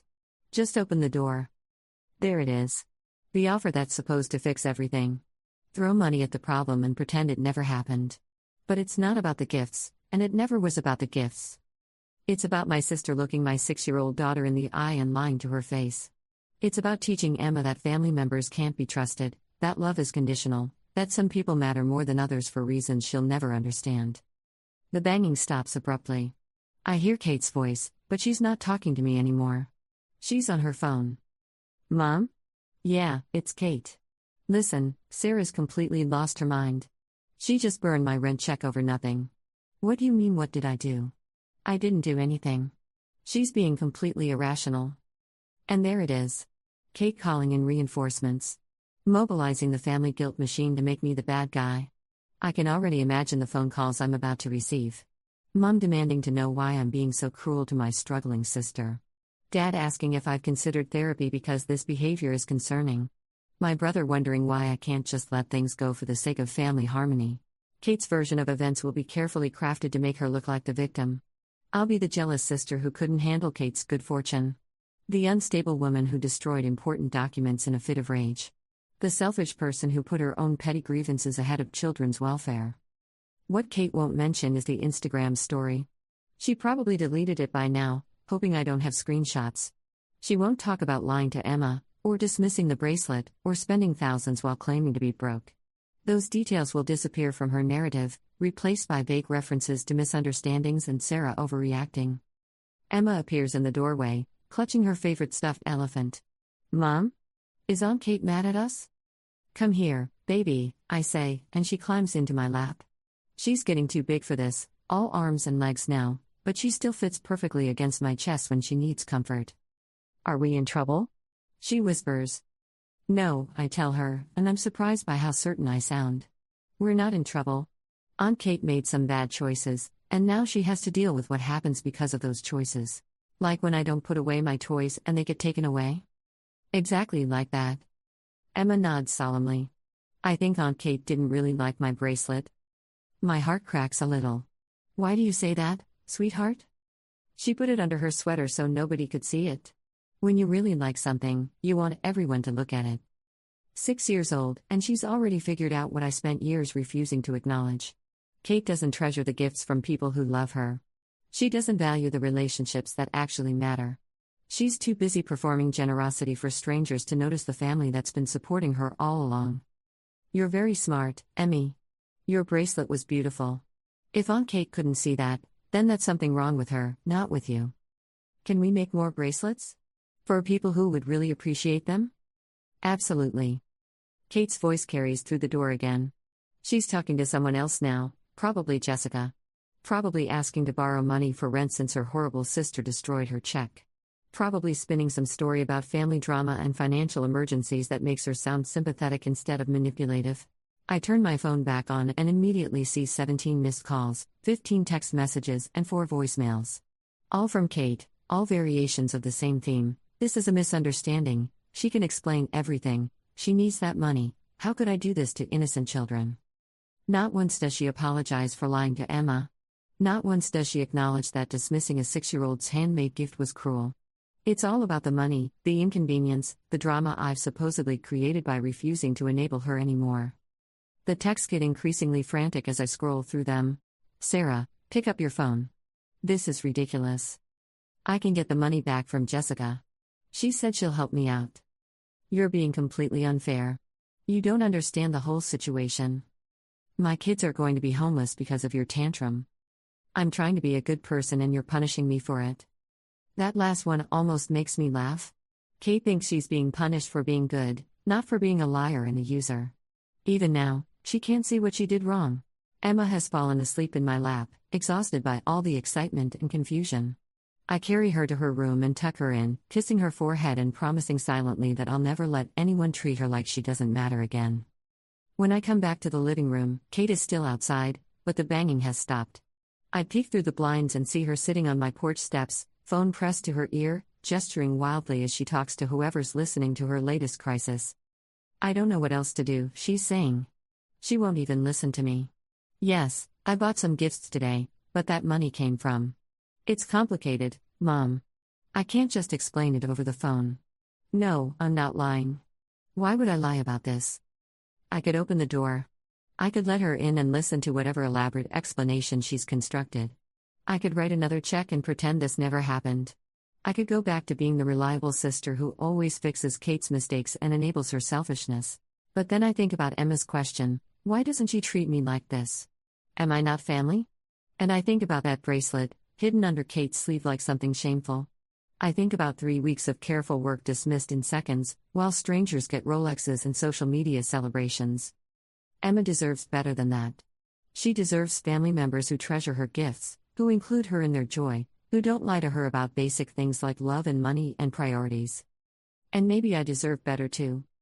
I've been enabling Kate for years, telling myself I was helping her children when really I was just helping her avoid consequences. Every check I wrote, every crisis I solved, every lie I helped maintain, I was teaching her that her behavior was acceptable. That family loyalty meant letting her walk all over the people who cared about her most. Kate's voice drifts through the window again. She's being completely irrational, Mom. All I did was give some gifts to a friend, and she's acting like I committed murder. I even let her kid give me that ugly bracelet. What more does she want from me? That ugly bracelet. Her kid. Not Emma, not her niece, not family. Just some kid who made an ugly bracelet that she had to pretend to like. I take out my phone and start screenshotting Kate's Instagram posts before she can delete them.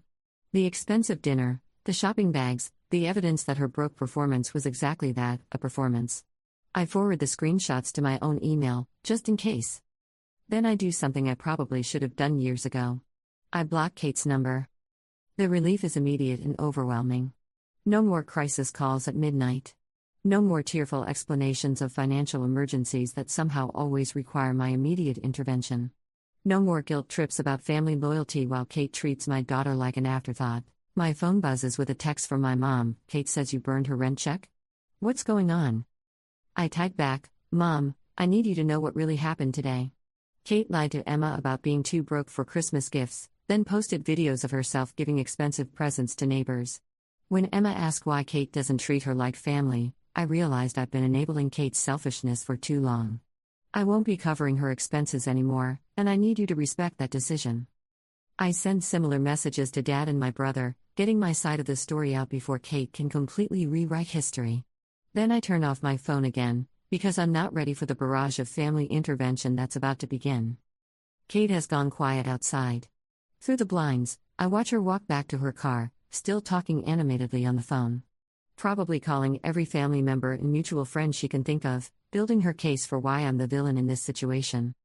Tomorrow will bring more drama. More phone calls and guilt trips and family members trying to mediate. Kate will probably show up at Emma's school, or my workplace, or find some other way to force a confrontation. She'll paint herself as the victim of my sudden, inexplicable cruelty, conveniently forgetting the lies and manipulation that led to this moment. But right now, in the sudden quiet of my living room, I feel something I haven't felt in years when it comes to my sister, peace. Because Emma is sleeping safely in her room, dreaming whatever 6-year-olds dream about. Tomorrow, she'll wake up knowing that her mom stood up for her. That her handmade gifts have value. That family love isn't supposed to come with conditions and lies and hidden shame. Maybe Kate will learn something from this. Maybe losing access to my bank account will force her to examine her priorities and figure out how to be a better person. Maybe she'll realize that actions have consequences, that you can't treat family like backup options while you invest in strangers. Or maybe she won't. Maybe she'll double down on the victim narrative, blame me for all her problems, and spend the next decade telling everyone who'll listen about her cruel, jealous sister who abandoned her in her time of need. Either way, Emma and I will be okay. We have each other, and we have the truth, and we have the knowledge that love shouldn't require you to set yourself on fire to keep someone else warm. I check the locks one more time and turn off the lights. Tomorrow is a new day, and for the first time in years, I'm looking forward to facing it without Kate's chaos hanging over our heads. As I'm heading toward my bedroom, my phone buzzes with a notification. Someone's calling from a number I don't recognize, probably Kate using a friend's phone to get around the block. I let it go to voicemail. Then I turn off the phone completely and plug it into charge in the kitchen, far away from my bedroom. Whatever Kate wants to say to me can wait until I've had a full night's sleep and some time to process everything that's happened. But as I'm brushing my teeth, I can't stop thinking about Emma's question, why doesn't she treat me like this? Am I not family? The answer, I realize now, is that Emma is absolutely family. She's the kind of family worth protecting, worth fighting for, worth burning bridges to defend. Kate, on the other hand, stopped being real family somewhere along the way.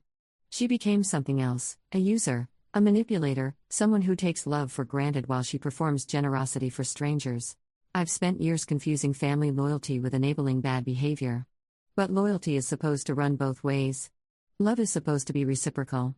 Family is supposed to lift each other up, not tear each other down while demanding financial support. Emma understands this instinctively. That's why she spent 3 weeks making a bracelet for someone she loves. That's why she was confused by Kate's treatment of her, because love isn't supposed to feel like rejection. I'm done teaching my daughter that family relationships require her to accept less than she deserves. I'm done modeling the kind of one-sided loyalty that leaves you broke and bitter while the other person gets everything they want. From now on, Emma will see what healthy boundaries look like. She'll learn that love includes respect, that generosity should be mutual, and that family members who consistently hurt you don't get unlimited chances to keep doing it. Maybe I should have learned these lessons sooner.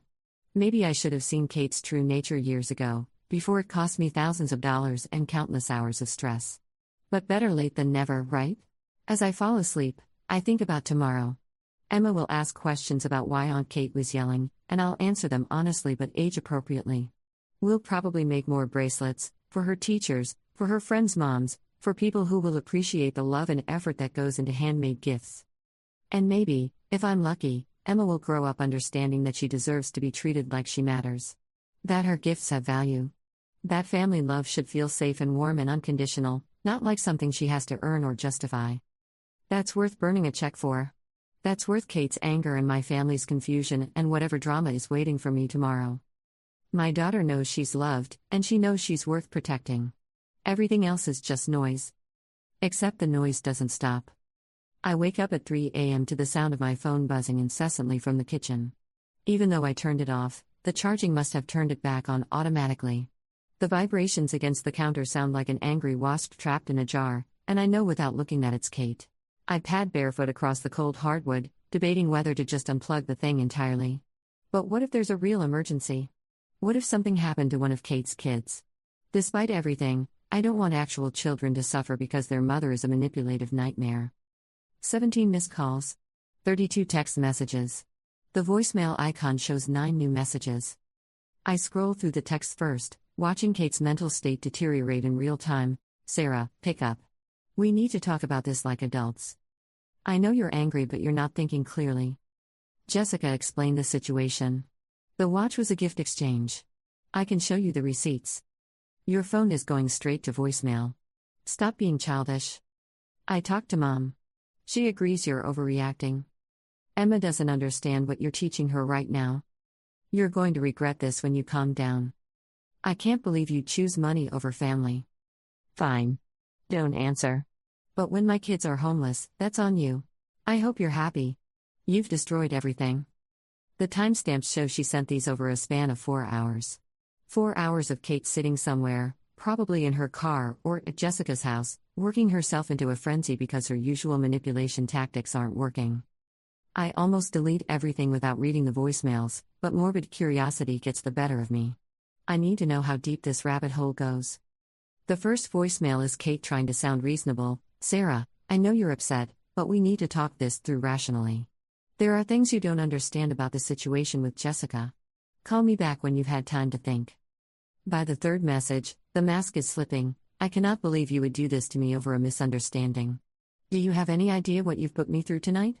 I've been driving around for hours because I can't go home and face my children knowing their aunt has completely abandoned us. The seventh message is pure Kate at her most manipulative. Emma is going to ask you why you're keeping her away from her cousins. What are you going to tell her?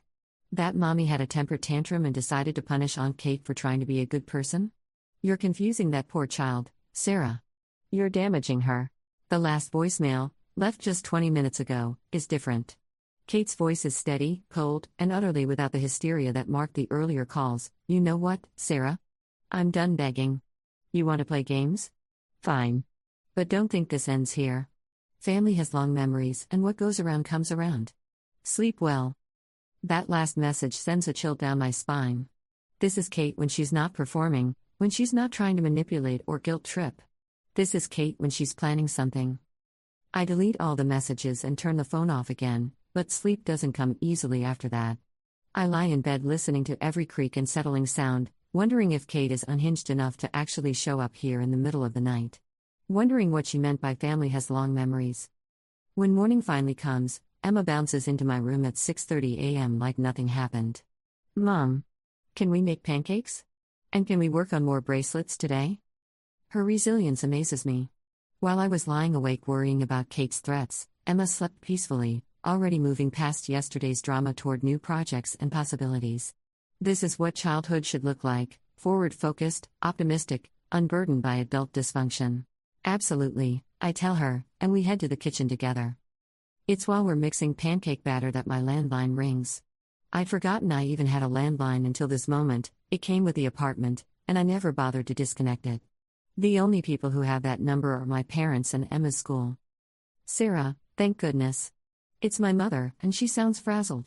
Kate's been calling all night. She says you burned her rent check? What in the world is going on? I glance at Emma, who's carefully measuring chocolate chips. Mom, can I call you back in a few minutes? I'm making breakfast with Emma. This is serious, Sarah. Kate says her children might be homeless because of what you did. Kate's children have been on the verge of homelessness every month for 3 years, and every month I've bailed her out. Maybe it's time she figured out how to handle her own responsibilities. She's your sister. And Emma's my daughter. Kate lied to Emma's face yesterday, Mom. She told a 6-year-old she couldn't afford Christmas gifts, then posted videos of herself giving thousands of dollars worth of presents to strangers. There's silence on the other end. Kate mentioned something about gifts for a neighbor, but she said it was complicated. It's not complicated. She lied to my child and dismissed her handmade gift like it was garbage. Then she went out and played Lady Bountiful to people who don't even matter to her. Sarah, honey, maybe there's more to the story than you understand. And there it is.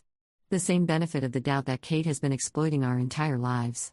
No matter what Kate does, no matter how obviously she's in the wrong, there's always some excuse, some misunderstanding, some more to the story that absolves her of responsibility. Mom, I sent you screenshots last night. Did you look at them?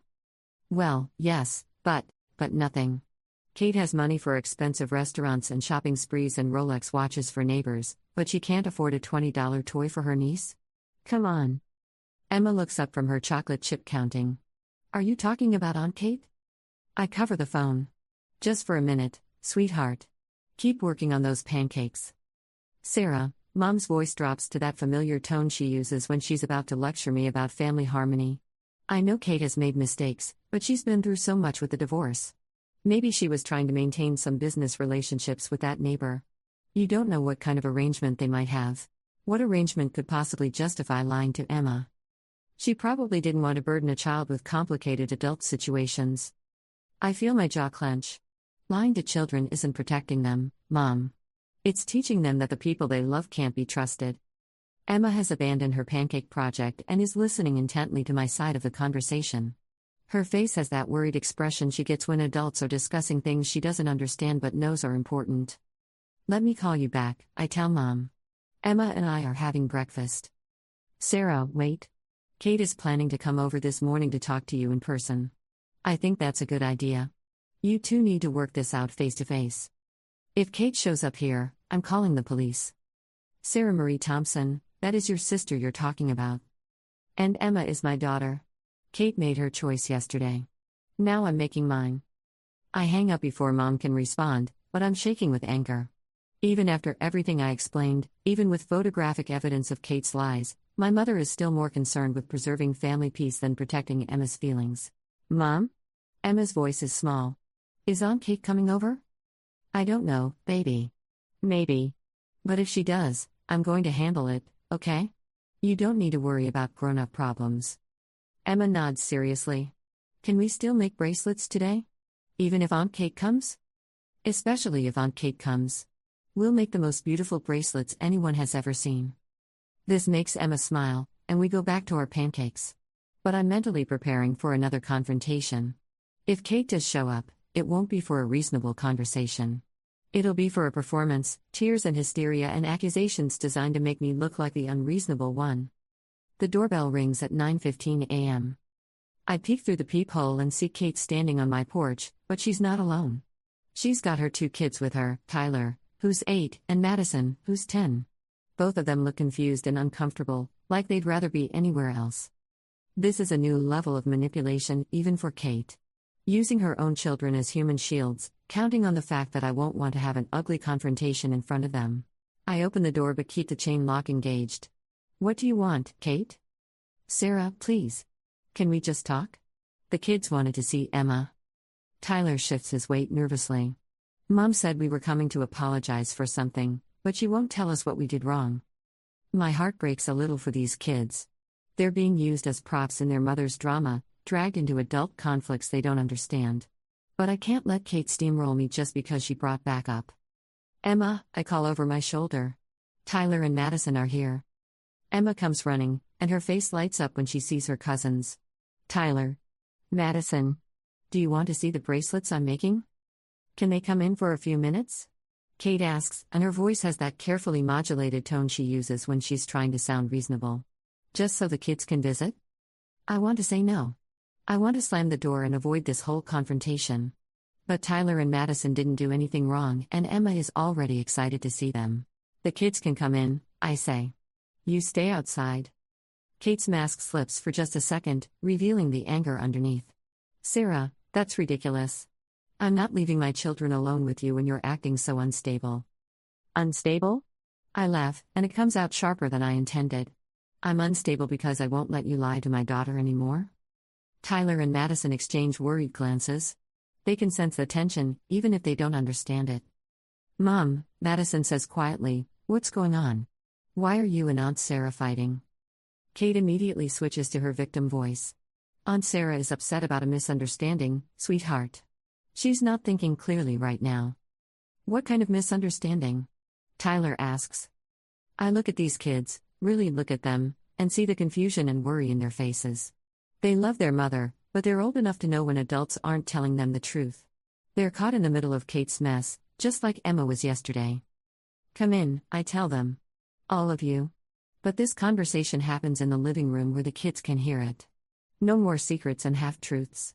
Kate's relief is visible, but there's calculation behind it too. She thinks she can manipulate the situation better with an audience of children. She doesn't realize that I'm done protecting her from the consequences of her actions. Emma immediately grabs Tyler and Madison's hands and starts pulling them toward her room. Come see all my art projects. I made so many things. Actually, I say, why don't you show them your projects out here? I think your cousins might be interested in hearing about the bracelet you made for their mom. Emma's face brightens. Oh yes. Tyler, Madison, I made Aunt Kate the most beautiful bracelet. It took me 3 whole weeks. Kate's face goes pale. She knows where this is heading, and she can't stop it without looking even worse. It had every color, Emma continues, practically bouncing with excitement. Pink and blue and yellow and green and purple and red and orange. I wanted to make sure it was perfect for Aunt Kate because I love her so much. Madison smiles. That sounds really pretty, Emma. Do you still have it? Aunt Kate has it. She wore it yesterday when I gave it to her. Emma turns to Kate expectantly. Are you wearing it now, Aunt Kate?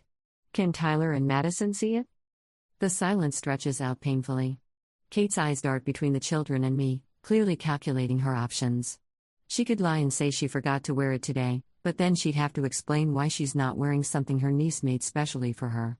She could claim she lost it, but that would make her look careless with Emma's gift. Well, Kate says finally, I put it somewhere safe at home. I didn't want to damage it. Tyler frowns. But Mom, you're wearing like 5 other bracelets right now.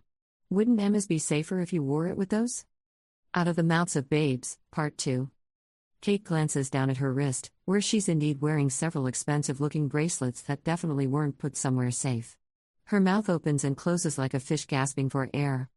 Sometimes, I say carefully, adults don't value handmade gifts the way they should.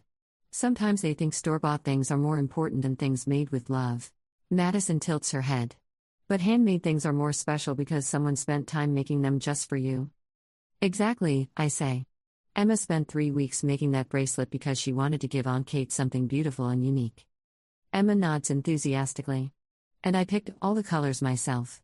I made sure to use Aunt Kate's favorite color, which is blue, and my favorite color, which is purple, so it would be like we were connected. Kate looks like she wants to disappear into the floor.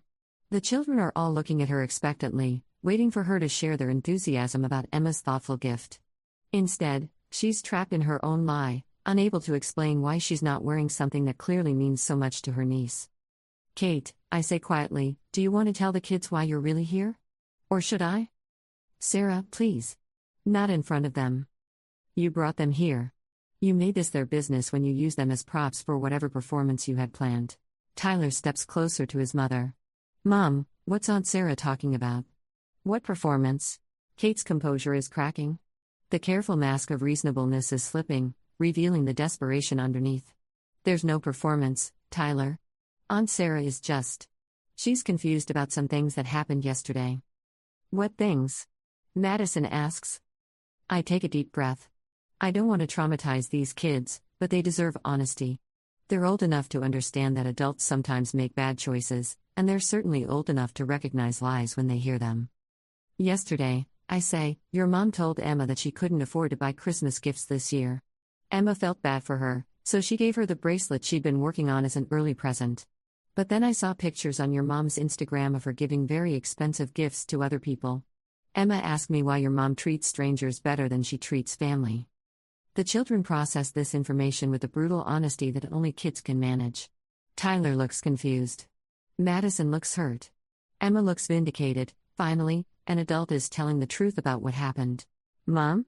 Madison's voice is very small. You said we couldn't have name brand clothes for school because money was tight. But you bought Mrs. Jessica a Rolex?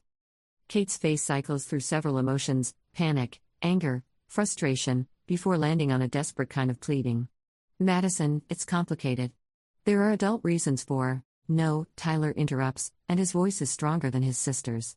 There aren't adult reasons for lying. You taught us that lying is wrong no matter what. You said there's always a way to tell the truth. I watch Kate realize that her own children are turning against her, and for a moment I almost feel sorry for her. Almost. Then I remember Emma's question about whether she's family, and the sympathy evaporates. Tyler, Madison, Kate says, her voice getting higher and more strained, you don't understand how complicated adult finances can be. Sometimes you have to make business investments that look like gifts but are really business investments. Madison's voice is sharp with disbelief. Mrs. Jessica is your business partner? Well, not exactly, but she's been helping me with. Mom, stop. Tyler's 8-year-old voice carries more authority than Kate's explanations. Just stop lying. We're not stupid. The room falls silent except for the sound of Kate's ragged breathing. Her children are looking at her with disappointment and confusion, and she can't manipulate her way out of it because they were raised to value honesty. The very moral lessons she taught them are now being used against her. Emma breaks the silence. It's okay, she says, with the matter-of-fact wisdom of childhood. Sometimes grown-ups make mistakes. The important thing is saying sorry and trying to do better. Kate looks at Emma, really looks at her, for what might be the first time. Sees the genuine forgiveness in her face, the willingness to move past hurt if it's acknowledged honestly. For a second, I think Kate might actually apologize. Might admit she was wrong and try to make things right. Instead, she turns to me with fury blazing in her eyes. This is what you wanted, isn't it? To turn my own children against me? To make me look like a monster in front of them? I wanted you to stop lying to my daughter. Everything else is just consequences. Consequences? Kate's voice is getting louder, more shrill. You destroyed my rent check. You could make my children homeless. Your children aren't going to be homeless, I say calmly. You have money for Rolex watches and expensive dinners. You have money for rent. That money was for other things. What other things were more important than keeping a roof over your children's heads? Kate opens her mouth to answer, then closes it. Because we both know the truth, there is no answer that doesn't make her look selfish and irresponsible. Madison is crying now, quietly, the way kids cry when they're trying to be brave. Tyler has his arm around his sister, and both of them are looking at their mother like they don't recognize her. Kids, I say gently, why don't you go play with Emma in her room for a few minutes? The grown-ups need to finish talking. They nod and follow Emma down the hall, leaving Kate and me alone in the living room. The silence stretches between us, filled with years of resentment and disappointment and the wreckage of whatever relationship we once had. You've ruined everything, Kate says finally. I didn't ruin anything. I just stopped fixing it. Those kids worship me. They think I'm a good mother. They think you're a liar. Because you are. Kate collapses into the nearest chair, and for the first time in years, she looks genuinely defeated. Not performing defeat for sympathy, but actually broken down. I don't know how to do this, she whispers. I don't know how to be the kind of person who makes good choices. It's the first honest thing she said in years, and despite everything, I feel a flicker of the old sympathy. This is my sister. The person I shared a childhood with, who taught me how to braid friendship bracelets and helped me sneak cookies from the kitchen after bedtime. Somewhere under all the manipulation and selfishness is the girl who used to protect me from bullies and share her Halloween candy. But then I think about Emma asking why she's not treated like family, and the sympathy hardens into resolve. It's not about knowing how, I tell her. It's about wanting to. And as long as you keep getting bailed out every time you mess up, you'll never want it badly enough to actually change. So what? You're just cutting me off completely? No more help, no more chances? I'm not cutting you off. I'm setting boundaries. There's a difference. Kate laughs bitterly. Boundaries? Right. What does that mean, exactly? It means I won't lie to Emma to protect your feelings anymore. It means I won't cover your rent or your bills or your mistakes. It means if you want a relationship with my daughter, you have to earn it by treating her with respect. And if I can't do that? Then you can't do that. But the consequences are yours to live with, not mine. We sit in silence for a few minutes, listening to the sound of the children playing in Emma's room. Their laughter drifts down the hallway, a reminder that life goes on even when the adults are falling apart. I should go, Kate says finally. Yeah. You should. She stands up slowly, like she's aged 10 years in the last hour. Tyler. Madison. Time to go. The kids emerge from Emma's room, their faces carefully neutral. They've obviously been talking about what they heard, processing their mother's lies and their aunt's anger. Emma hugs each of them goodbye, promising to make them bracelets too. Can we come back and visit Emma again? Madison asks. Of course, I tell her. You're always welcome here. Kate flinches at the implication that her children are welcome but she isn't. But she doesn't argue. Maybe she's finally understanding that arguments won't work anymore. As they reach the door, Tyler turns back. Aunt Sarah? Thank you for telling us the truth. Even though it was hard to hear. My throat closes up. You're welcome, Tyler. You deserve honesty from the adults in your life. Kate's face crumples at that, but she doesn't say anything. She just takes her children's hands and walks toward her car. I watch through the window as they drive away, feeling a complicated mixture of relief and sadness. Relief that the confrontation is over, that the truth is finally out in the open. Sadness for the relationship that could have been, for the aunt that Emma deserved to have. But mostly, I feel proud. Proud that I stood up for my daughter. Proud that I told the truth even when it was uncomfortable. Proud that I finally stopped enabling destructive behavior in the name of family loyalty. Emma appears at my elbow. Mom? Are you sad? A little, I admit. Sometimes doing the right thing is sad. But you did the right thing, didn't you? I think so. What do you think? Emma considers this seriously. I think Tyler and Madison needed to know the truth too. Even though it made them sad. Because now they can help their mom make better choices. My 6-year-old daughter understands something that took me 32 years to learn. Enabling lies doesn't protect anyone. It just makes the eventual truth more painful. You're very wise, Emma Jane. Can we make more bracelets now? I want to make one for Tyler and Madison so they know they're loved even when their mom makes mistakes. That's a beautiful idea. We spend the rest of the morning making bracelets and talking about forgiveness and truth, and what it means to love someone even when they disappoint you. Emma's understanding of these complex concepts amazes me. She grasps instinctively that love and boundaries can coexist, that protecting someone from consequences isn't the same as protecting them from harm. By lunchtime, my phone is buzzing again. More family members weighing in, more attempts at mediation, more people who think I should just forgive and forget for the sake of family harmony. But I'm done prioritizing harmony over honesty. Done sacrificing Emma's emotional well-being to maintain peace with people who don't deserve it. Done teaching my daughter that love means accepting whatever treatment people choose to give you. Kate will probably never change. She'll probably spend the rest of her life blaming me for the consequences of her own choices, painting herself as the victim of my cruelty. And that's okay. Her story is hers to tell, but I don't have to enable it anymore. My story, our story, Emma's and mine, is about standing up for what's right even when it's hard. About teaching children that they deserve respect and honesty from the people who claim to love them. About learning that sometimes the most loving thing you can do is refuse to participate in someone's dysfunction. As Emma and I string beads onto yarn, creating something beautiful and meaningful with our own hands, I think about the bracelet she made for Kate. The one that's probably hidden in a drawer somewhere, dismissed and forgotten like Emma's feelings. But Emma's love isn't diminished by Kate's inability to appreciate it. Her generosity isn't wasted just because it wasn't valued properly. She'll keep making beautiful things for people who deserve them, and she'll learn to recognize the difference between people who treasure her gifts and people who take them for granted. That's a lesson worth burning a check for. That's a lesson worth all the family drama and guilt trips and angry voicemails in the world. My daughter knows she's loved, and she knows she's worth protecting. Everything else really is just noise.